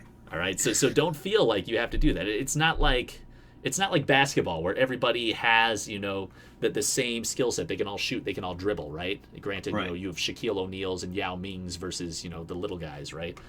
It's a game where some people have laser guns and some people are giant frogs that eat you, and sometimes it's good, sometimes it's bad. You know, like there are dramatically different things happening. It's an unbalanced game, which is one of the reasons why it's so fun. So, by all means, don't feel bad about duoing because it's in the rules if it's allowed. And the rules are not fair, so try to abuse them. All right. I like Zelda Lynn's advice. Duo queue also makes me tilt less, which helps me play better, more consistently. I agree with that, too. Yeah. All right. That makes sense. All right, how do you feel, man? We're like about 2 hours into this too. I'm happy to keep going if you have more questions. But you let me Well, I don't know. want to. No, I don't want to. I mean, you're taking time out of your day. I don't want to. Oh yeah, I but don't this wanna is run fun you for me. over.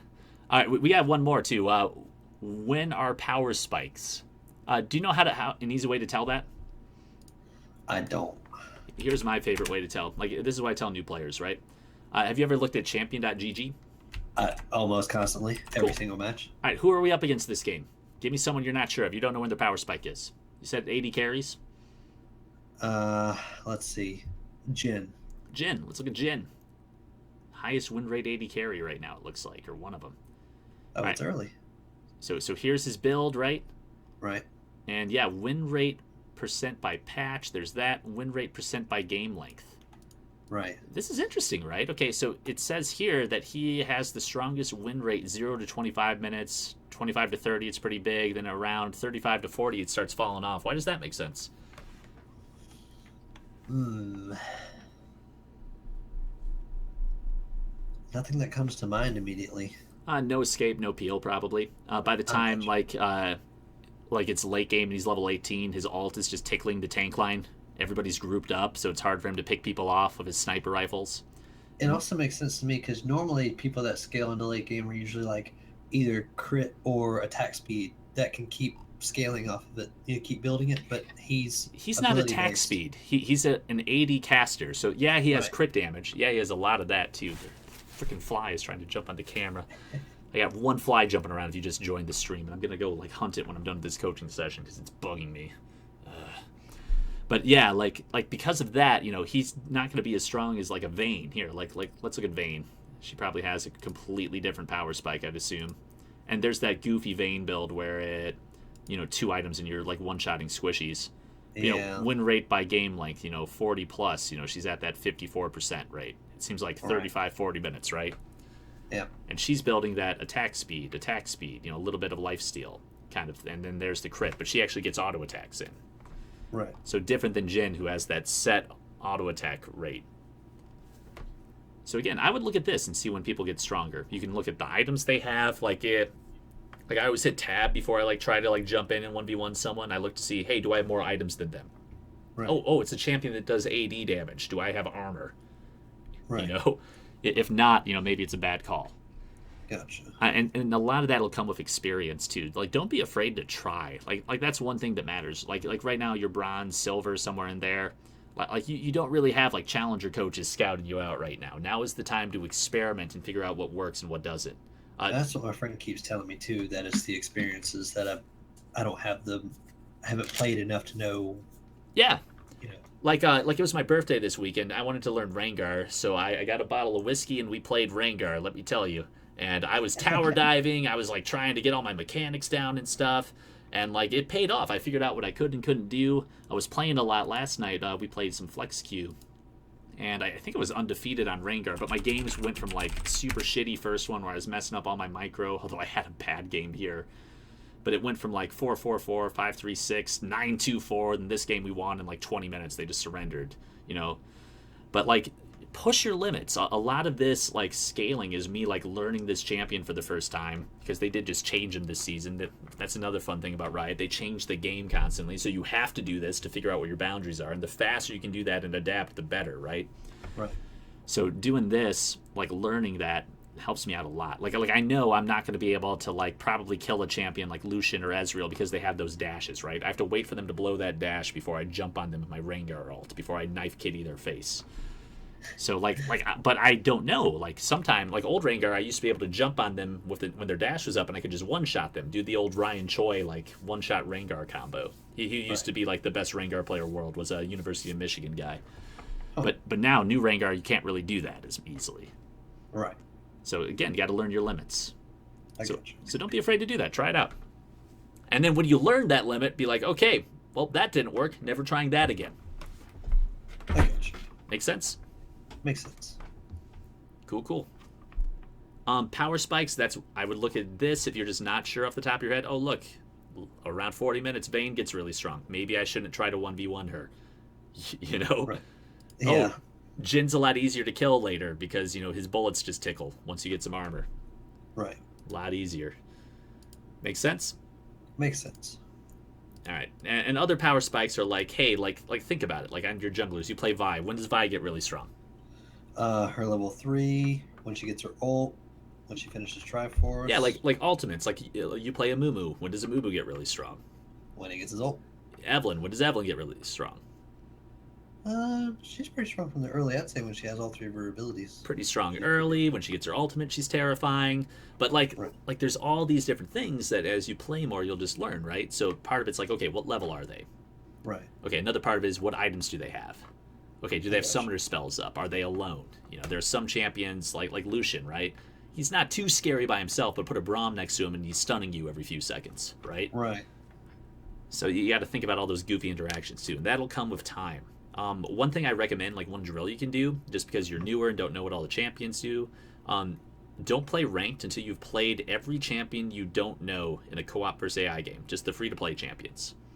Okay. There's only like about like 10 to 20 of them. I forget the exact number, right? Changes it from time to time. But before you play ranked in that 2-week patch, you know, just play all the ones you don't know. And when you're playing them, be like, wow, it's really hard to do this.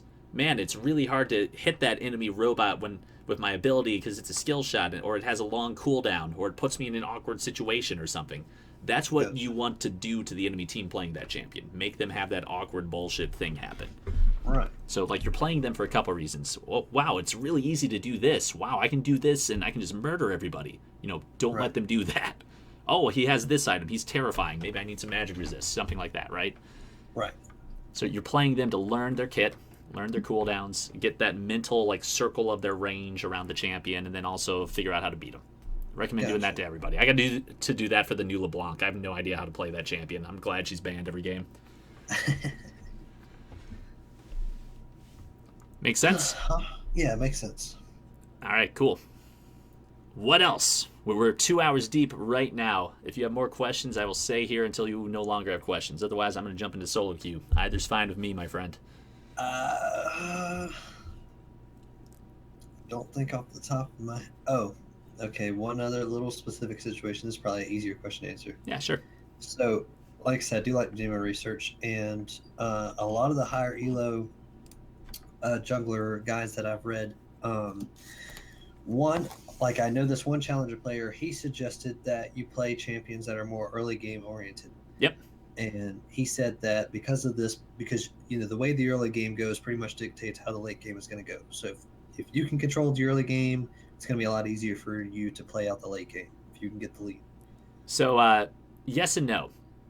If you're trying to climb, yes, because solo queue is all about winning as quickly as possible because you're matched with 4 random idiots usually. Right. Every single game is going to have an early game. Not every game is going to have a late game. Like my favorite champion to play is Sejuani. She's strongest at 6 items at level 18. I never Right. get there because games end so quickly, right? So Right. by playing her, I'm gimping myself. I'm going to play her a lot tonight. It's going to be fun. But you see all the people at the top of the ladder. They play champions like Rek'Sai, you know, Zac, Elise, Kha'Zix, who has a really early wake up now. You know, all Right. these things that have this early Lee Sin, right? Right. Low cooldowns, lots of damage, CC, you know, all these tools that let them take over the game very early. Those are the Right. ones that are strong in solo queue because they can just take over, get 1 or 2 lanes winning, and then snowball from there. Yeah, and see, that was the opposite. Going back to that, you know, all these guys contradicting themselves. Another challenger jungler that I was looking at Mhm. suggested the opposite, to play something that scaled really well into late game in low elo, because he said that, you know, throws happen so often in low elo that you're probably going to be in the game for a while. Yeah. And if you play something that'll scale, you can have the potential to, you know, carry it. So realize that, okay, these challenger guys, they're playing with other challenger players. Right. So if you get like I was playing with rice balls the other night, and I had a gank, and I didn't think it went that well. I just ended up blowing the enemy AD carry's flash. Okay, I go back to farming my Krugs. He kills the guy 30 seconds later.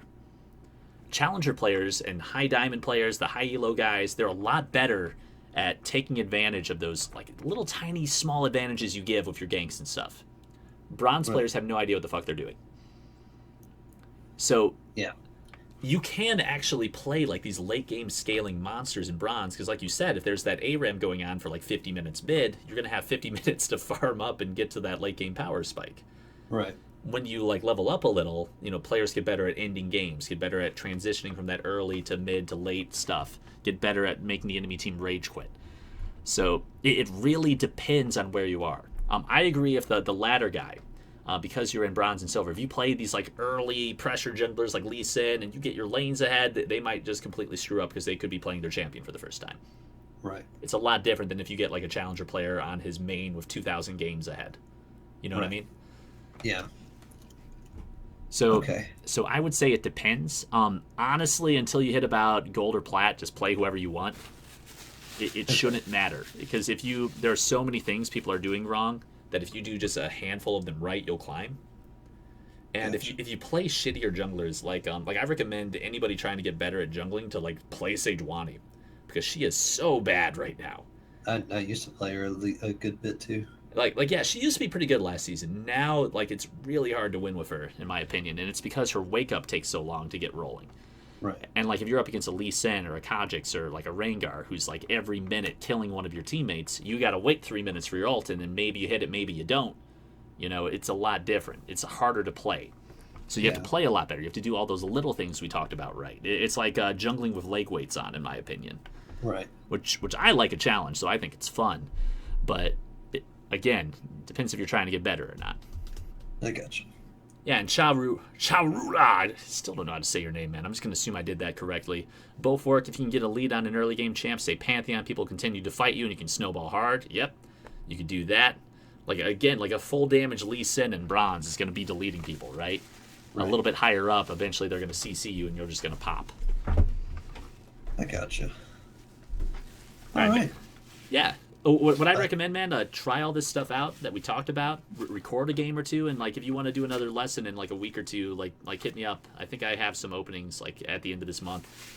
Okay. Okay. Yeah, definitely. And then we'll watch and we'll talk about it. It'll be easier with actually looking at a game versus making stuff up on the fly, I got you. Yeah. Well, extremely helpful. I think that's pretty much everything. Cool. All right, glad. That was what I was going to ask. Helpful, what you were looking for? Yes, definitely what I was looking for. All right, perfect. And if you have any more questions, just message me on that site. Like hit me up on Twitter, on Twitch, on whatever. Like I'll be around. Happy to answer any questions, man. I got you. It sounds pretty much like I kind of had an idea of kind of what I wanted to do. It was just me feeling like splitting when my team's behind. I kind of let them guilt me into grouping with them because they're complaining. Hey, stop splitting. We're losing. Oh yeah, and that's the Stuff like thing. that. Sometimes it's good, sometimes it's bad. When's it good again? To group? To group when we have the lead. When you have the lead, group. By all means, it's fantastic. Okay, when you're behind, does it make sense to group and fight a losing team fight? No. No, fuck no. Go split. Be like, hey, I'm gonna split. Don't fight a 4v5, otherwise you're bad and dumb. Like type those words. I got you. All right. Yep. I think that's it, man. I appreciate it. All right, cool, man. Have a good night and good luck. Kick some ass. You too. All right, bye. Bye bye. All right, that was our friend Keith. He's been